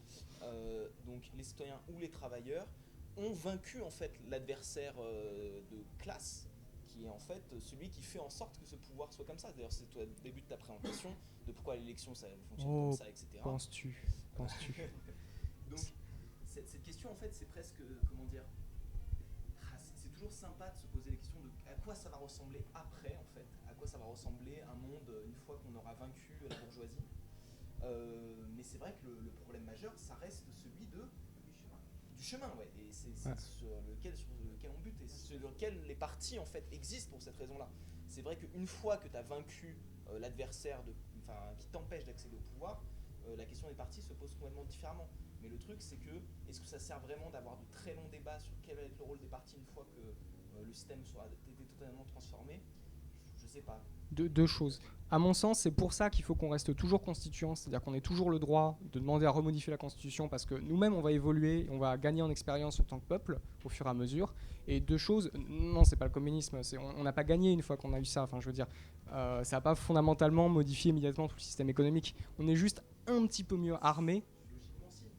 Parce que si tout le monde décide véritablement sur l'économie tous les jours, normalement, les gens ils vont plus accepter que dans le travail ce soit les patrons qui décident pour eux.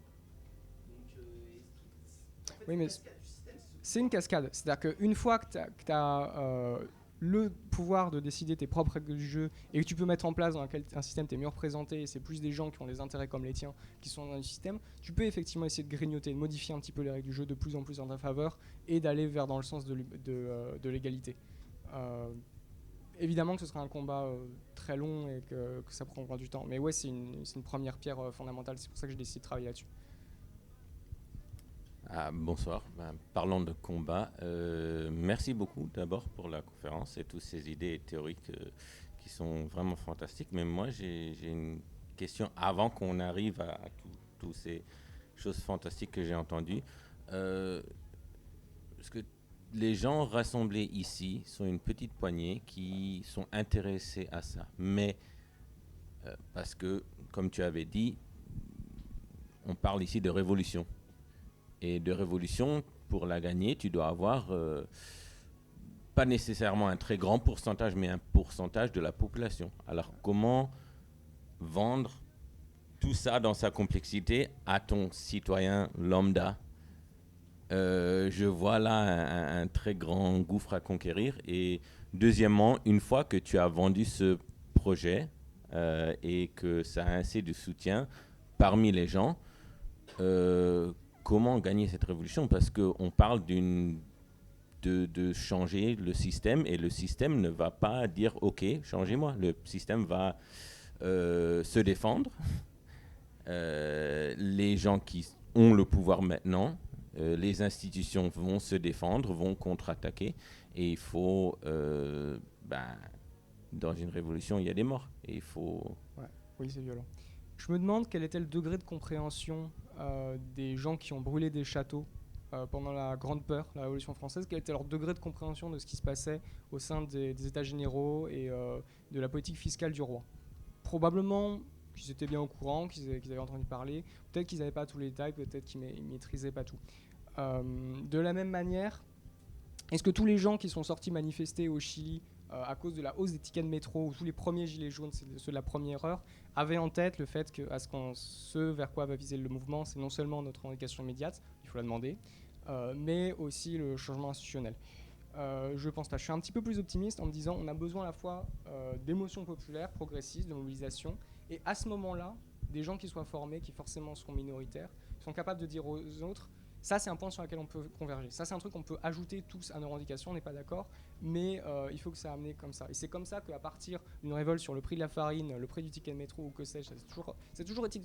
La révolution, c'est toujours... Je maintiens que la révolution, c'est toujours à partir d'un truc idiot et qui coûte un peu plus que ça démarre, enfin très souvent. À ce moment-là, il y a des gens qui parlent en voisin et qui sont capables de faire converger là-dessus.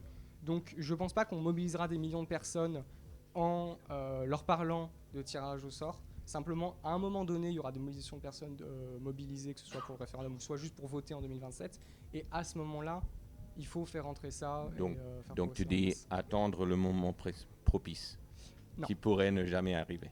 Parce que en attendant du moment propice, il faut aussi nous-mêmes trouver d'autres personnes, faire de la propagande pour que ce soit présent en léger bruit de fond dans le fond culturel. Il faut que cette idée soit disponible, qu'elle soit cohérente pour tout le monde, pour que les gens puissent s'en saisir.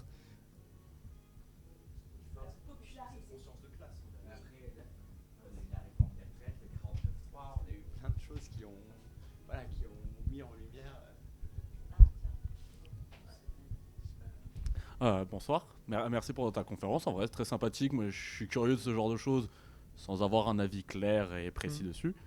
Moi je vais me faire un petit peu l'avocat du diable, j'aime bien ce rôle, c'est rigolo. Quand il y a un régime qui est là, que ce soit une république, que ce soit même un régime fasciste, autoritaire, qu'importe le type de régime, le but recherché c'est une certaine stabilité. Oui. Qu'est-ce qui me garantit une stabilité avec ça ? Qu'est-ce qui garantit une stabilité avec ça ? Alors quand on parle de stabilité pour un régime politique, classiquement en fait on parle de la stabilité de l'exécutif. Là mon système serait éventuellement instable parce que l'exécutif serait révocable, que ce soit par le Parlement ou que ce soit par le peuple. Donc je pense que c'est quelque chose de nécessaire, que le gouvernement ait toujours peur de ne pas suivre l'intérêt général et soit toujours soumis au peuple. Il y a instabilité si après avoir dégagé un gouvernement, il est difficile d'en nommer un nouveau qui soit légitime. Il faut faire des tractations sans fin entre les partis, ou alors il n'y a pas d'intérim qui est prévu, ou alors enfin, bref, c'est ça. Et je pense qu'on peut imaginer un système dans lequel l'exécutif est révocable, que ce soit ministre par ministre et en entier. Je pense que c'est important de pouvoir virer ministre par ministre pour ne pas faire tomber tout le monde. Et on a quand même la capacité rapidement de réélire un gouvernement, ou de refaire une élection, de prévoir l'intérim, tout ça. Ça existe en Allemagne. Oui. C'est ce qu'ils appellent la motion de censure constructive. Ouais. Ils sont quand même obligés par la Constitution, avec je ne sais pas quel est le délai, mais de nommer un gouvernement à la place de celui qui est tombé. Oui, de créer une alliance suffisamment grande de la majorité du Bundestag, d'avoir suffisamment d'élus, peu importe les camps, d'avoir la motion de censure. Puis ensuite, instabilité.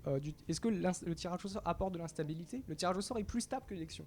Les partis au sein d'une assemblée nationale, ils font comme ça, ils font un mouvement de pendulier au fur et à mesure des cycles électoraux, tandis que la proportion d'ouvriers et de femmes dans la population française, elle met des dizaines d'années à changer. Donc c'est plus stable. Et enfin, le RIC. Est-ce que la Suisse est devenue un pays fondamentalement instable ? Alors, certains États des États-Unis sont devenus un peu plus instables parce que très souvent, le parti opposé essaye de révoquer par référendum le gouverneur. Bon, ça les rend pas incapables de se gouverner pour autant. C'est un argument qu'il va falloir, à laquelle il va falloir s'affronter. C'est pas forcément une vraie inquiétude, mais on va nous le dire.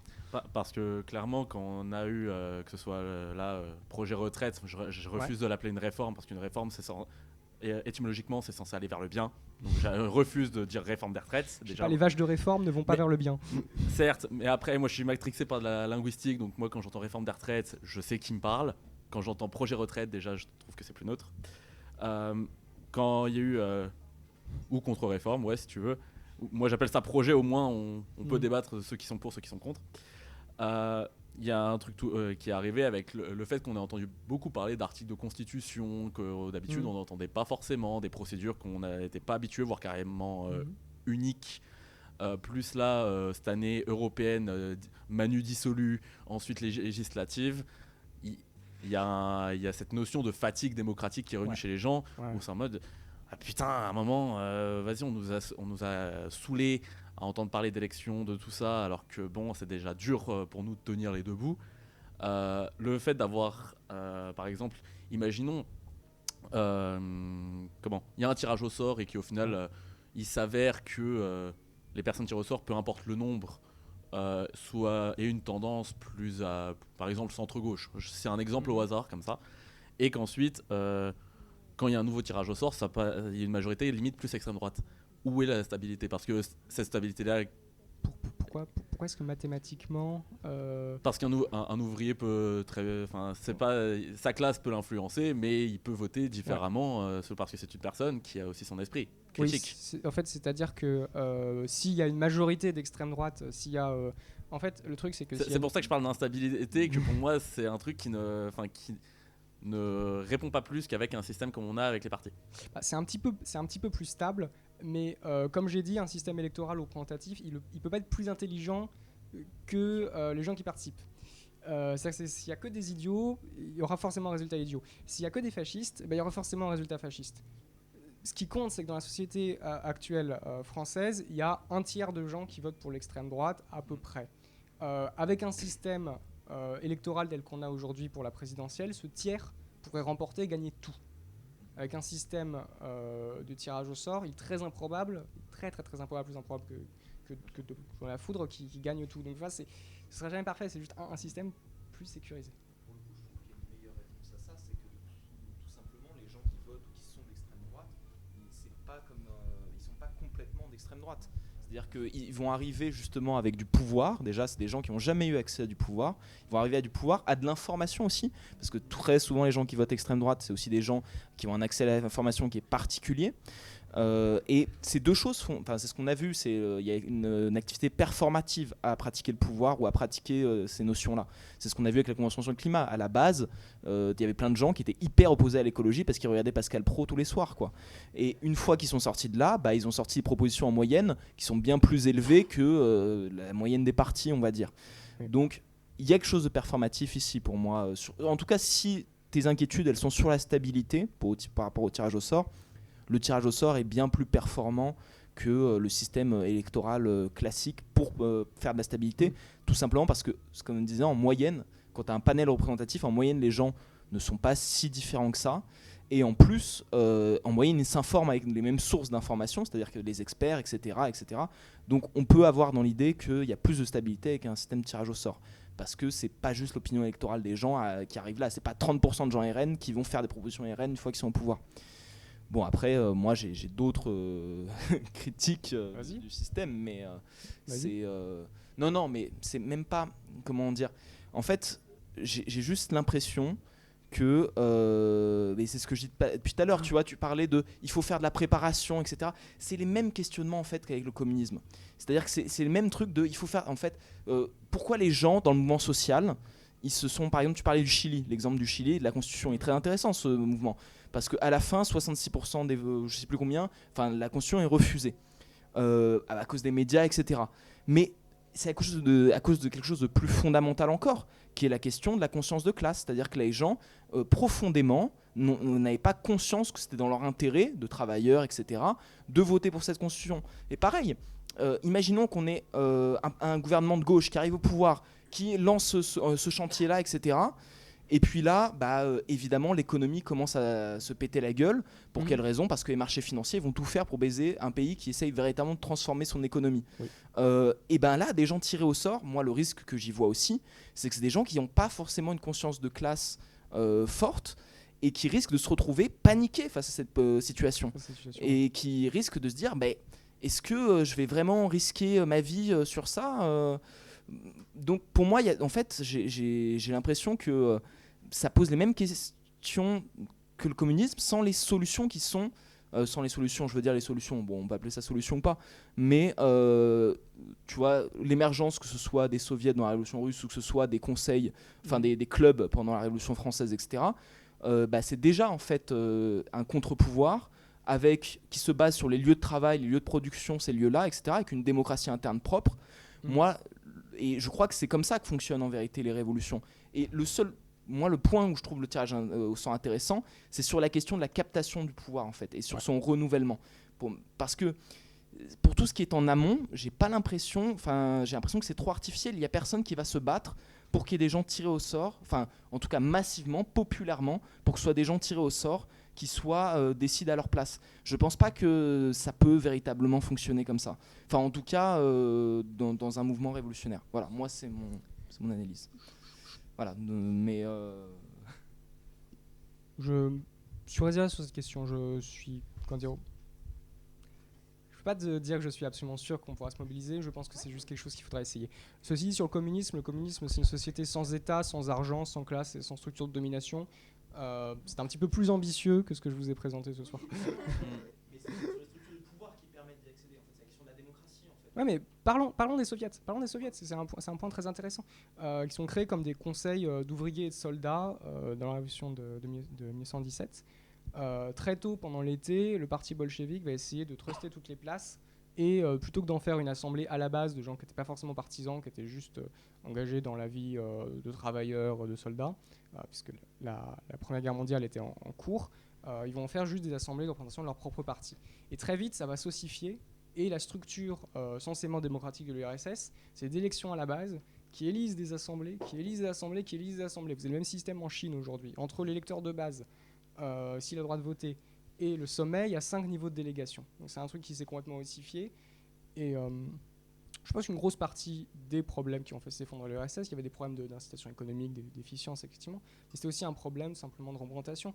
Ils voulaient arriver à une société sans classe, égalitaire, et ils ont mis en place, et ce dans tous les États socialistes, une classe, alors qui n'assure pas sa domination par le rapport marchand, mais qui assure sa domination uniquement par l'accès à des postes politiques. On ne peut pas viser l'égalité en mettant en place un truc fondamentalement inégalitaire à long terme. Ça ne va pas marcher. C'est là où ça pose toute la question d'un pouvoir. Comment tu fais pour avoir un pouvoir exécutif qui soit directement lié à un pouvoir législatif tiré au sort? Ouais. Parce qu'il y a toute cette question, parce qu'en fait, la question des soviets, c'est la même. C'est-à-dire qu'au début, Lénine il prend le pouvoir au nom des soviets. Ouais. Il dit voilà, c'est tout le pouvoir aux soviets, c'est ça le mot d'ordre. Et il se base sur une armée qui est, sur des forces armées à la base qui sont des forces militantes, etc. Puis petit à petit, ce que tu décris, il y a un système d'ossification du régime. Il y a les nécessités de la guerre aussi, c'est-à-dire qu'il y a une guerre qui est en cours, donc il y a nécessité de lever une armée, et en plus ils le font sur une modalité qui est autoritaire, comme sont les armées habituellement. On réemploie du personnel des armées, etc. Et donc toute la question pour moi c'est à quel point des gens tirés au sort sont capables dans une période révolutionnaire de mener leur barque pour faire en sorte de ne pas se faire écraser en termes de pouvoir, parce que et même cette séparation exécutif-législatif, elle pose une question aussi. Comment on fait pour que l'exécutif bouffe pas juste le pouvoir législatif, qui est juste une assemblée de gens tirés au sort finalement? Il y a cette question qui est-ce qu'il faut que l'exécutif soit tiré au sort aussi? On parlait des fonctionnaires. Les fonctionnaires, c'est hyper passionnant parce que l'URSS, finalement, ça devient une dictature fonctionnariale. Et les fonctionnaires, ça règle pas le problème une fois qu'on arrive au pouvoir, parce que l'État, c'est quoi si ce n'est des fonctionnaires? L'État, c'est les fonctionnaires. Et une fois que les fonctionnaires, comment tu fais pour que ce soit pas eux qui prennent le pouvoir face à une assemblée qui est tirée au sort et qui n'a justement pas de base politique, c'est-à-dire qui n'a pas de base de parti pour imposer imaginons que les fonctionnaires en fin de chaîne décident de rien mettre en place, des réformes que tu fais en haut. Si tu n'as rien comme masse populaire en face, organisée par un parti potentiellement, pour faire face, c'est très compliqué de gérer ça. Donc, pour moi, il y a toutes ces... Voilà, ces objections valables. La seule chose que je puisse répondre à ce moment-là de mes recherches sur les assemblées tirées au sort, c'est juste qu'il faut garantir les droits de l'Assemblée. Son droit de choisir les experts et de les virer, son choix éventuellement de choisir l'exécutif et de le virer, et d'assurer sa révocation.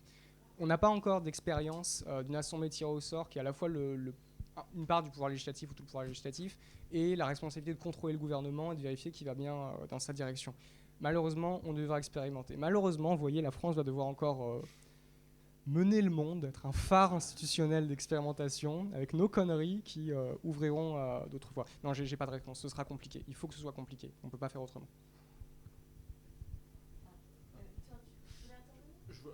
J'avais juste une petite remarque, je me permets, parce que tu évoquais l'Assemblée constituante qui théoriquement reste un très bon outil, et je suis le premier à être pour, mais je trouve alors on dit que l'enfer est pavé de bonnes intentions, est-ce que le paradis est pavé de mauvaises? J'en sais rien.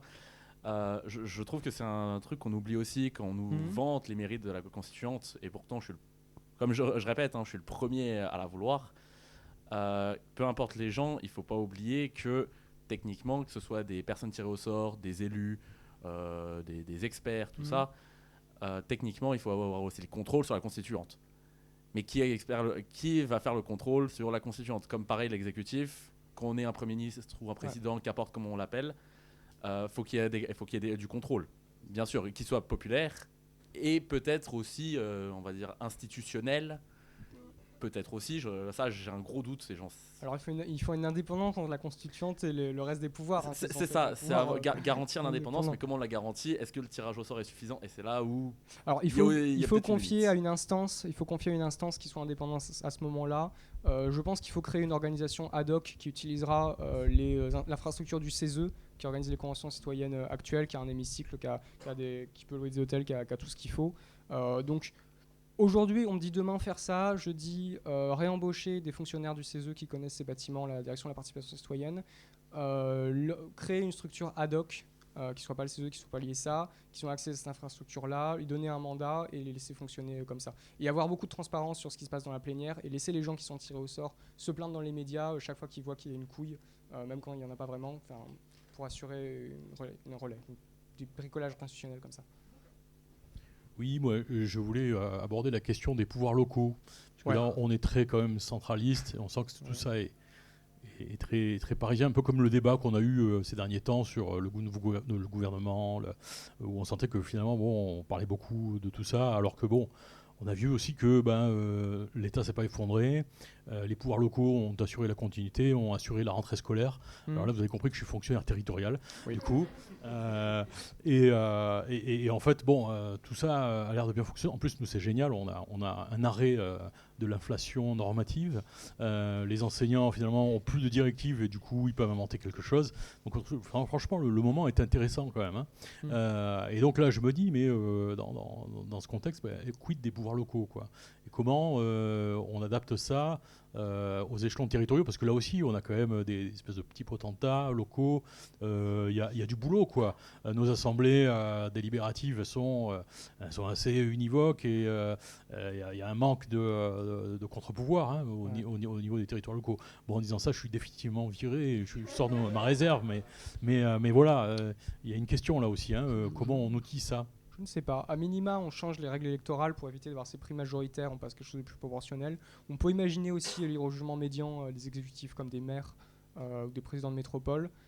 Et enfin, il y a la question de se poser si les droits démocratiques qui sont au niveau national, tirage au sort et référendum, sont pertinents au niveau local sur certains objets. C'est aussi des questions. Je suis pas un spécialiste du municipalisme et de ces questions-là. Il faut se tourner vers quelqu'un d'autre.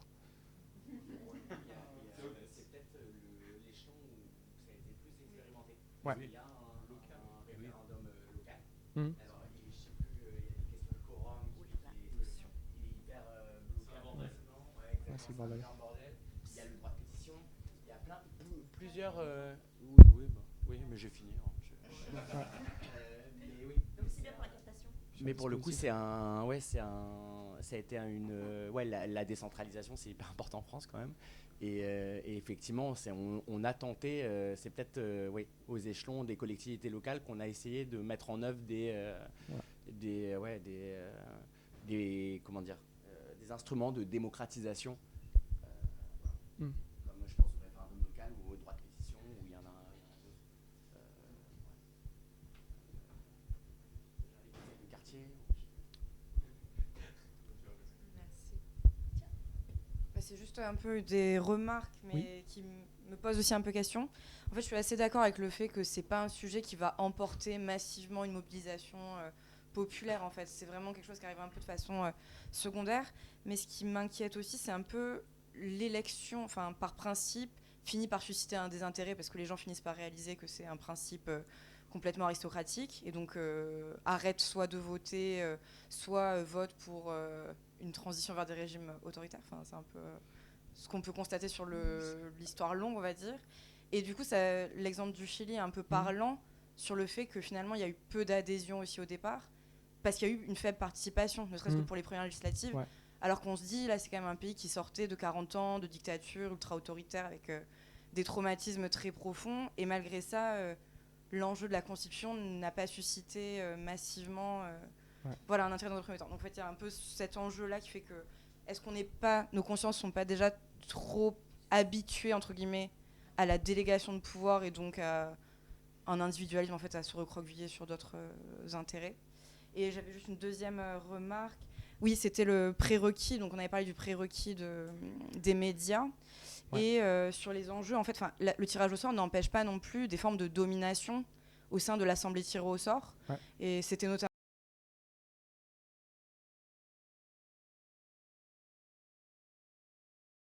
Notamment le cas à Athènes où il y avait quand même une prime aux grands orateurs, à la capacité à convaincre. Et en fait, dans le tirage au sort, il va y avoir aussi des personnes qui sauront mieux parler, mieux argumenter, etc. Et qui vont reproduire donc des formes de domination.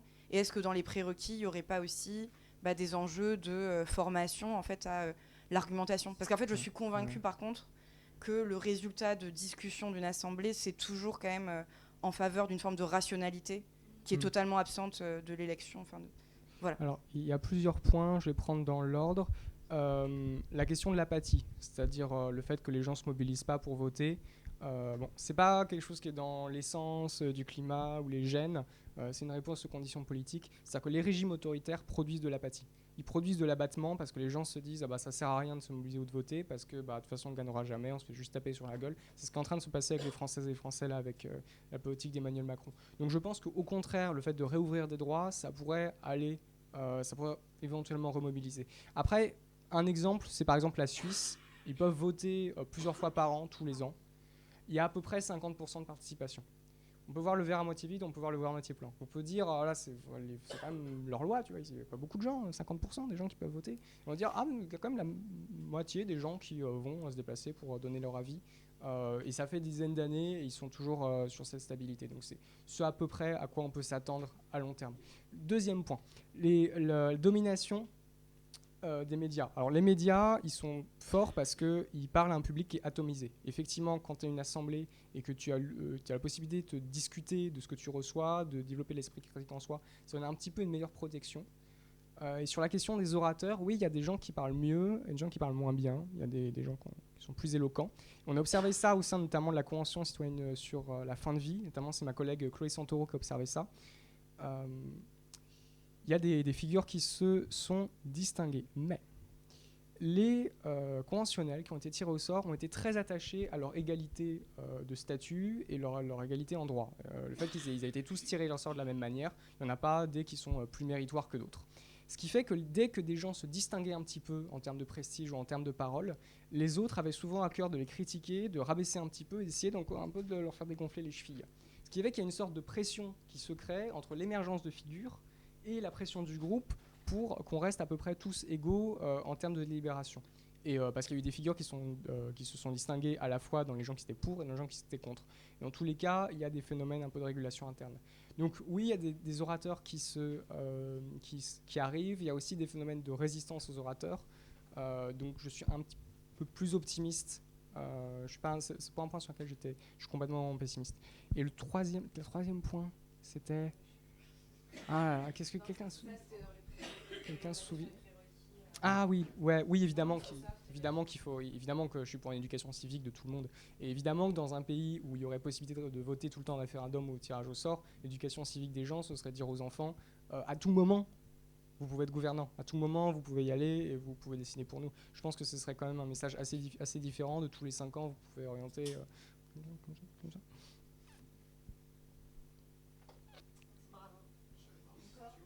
Ouais.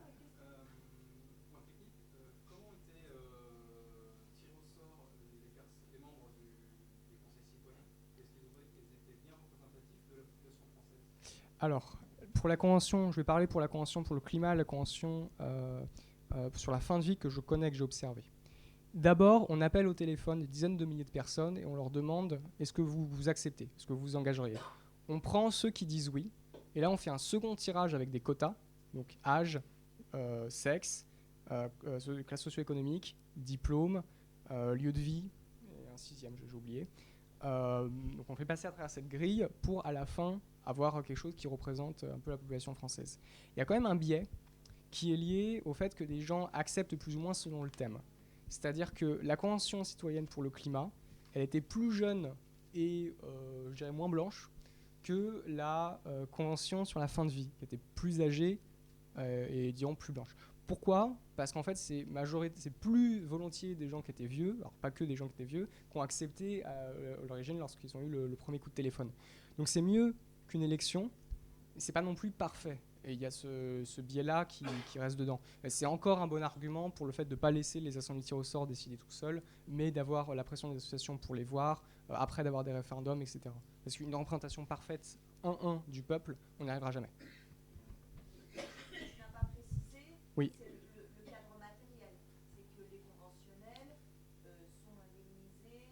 Indemniser, défrayer, loger. Loger, effectivement. Ouais. Quel que soit son métier, ses revenus, etc., on sont en capacité. Ouais, et puis on leur demande pas de faire ça en visioconférence le soir quand ils sont rentrés, on leur donne leur week-end, on leur paye quelque chose, effectivement. Ah oui, aussi, très important, ils sont logés, défrayés, mais ça veut dire aussi qu'ils sont tous ensemble dans le même hôtel. Il y a beaucoup de délibérations et de socialisation qui avaient lieu entre les conventionnels de manière informelle après au bar. Et donc une partie des tractations ont continué là. Non mais c'est important. Ça fait partie. Non mais ça fait partie du bon fonctionnement du système, le fait que ces gens ont vécu ensemble. Il y a la même chose à l'Assemblée nationale au Sénat où oui. il peut y avoir des accords tacites ou informels autour d'un bon petit verre, on va dire. Ouais, c'est une bonne clope. C'est quelque chose que les êtres humains font. Encore des questions?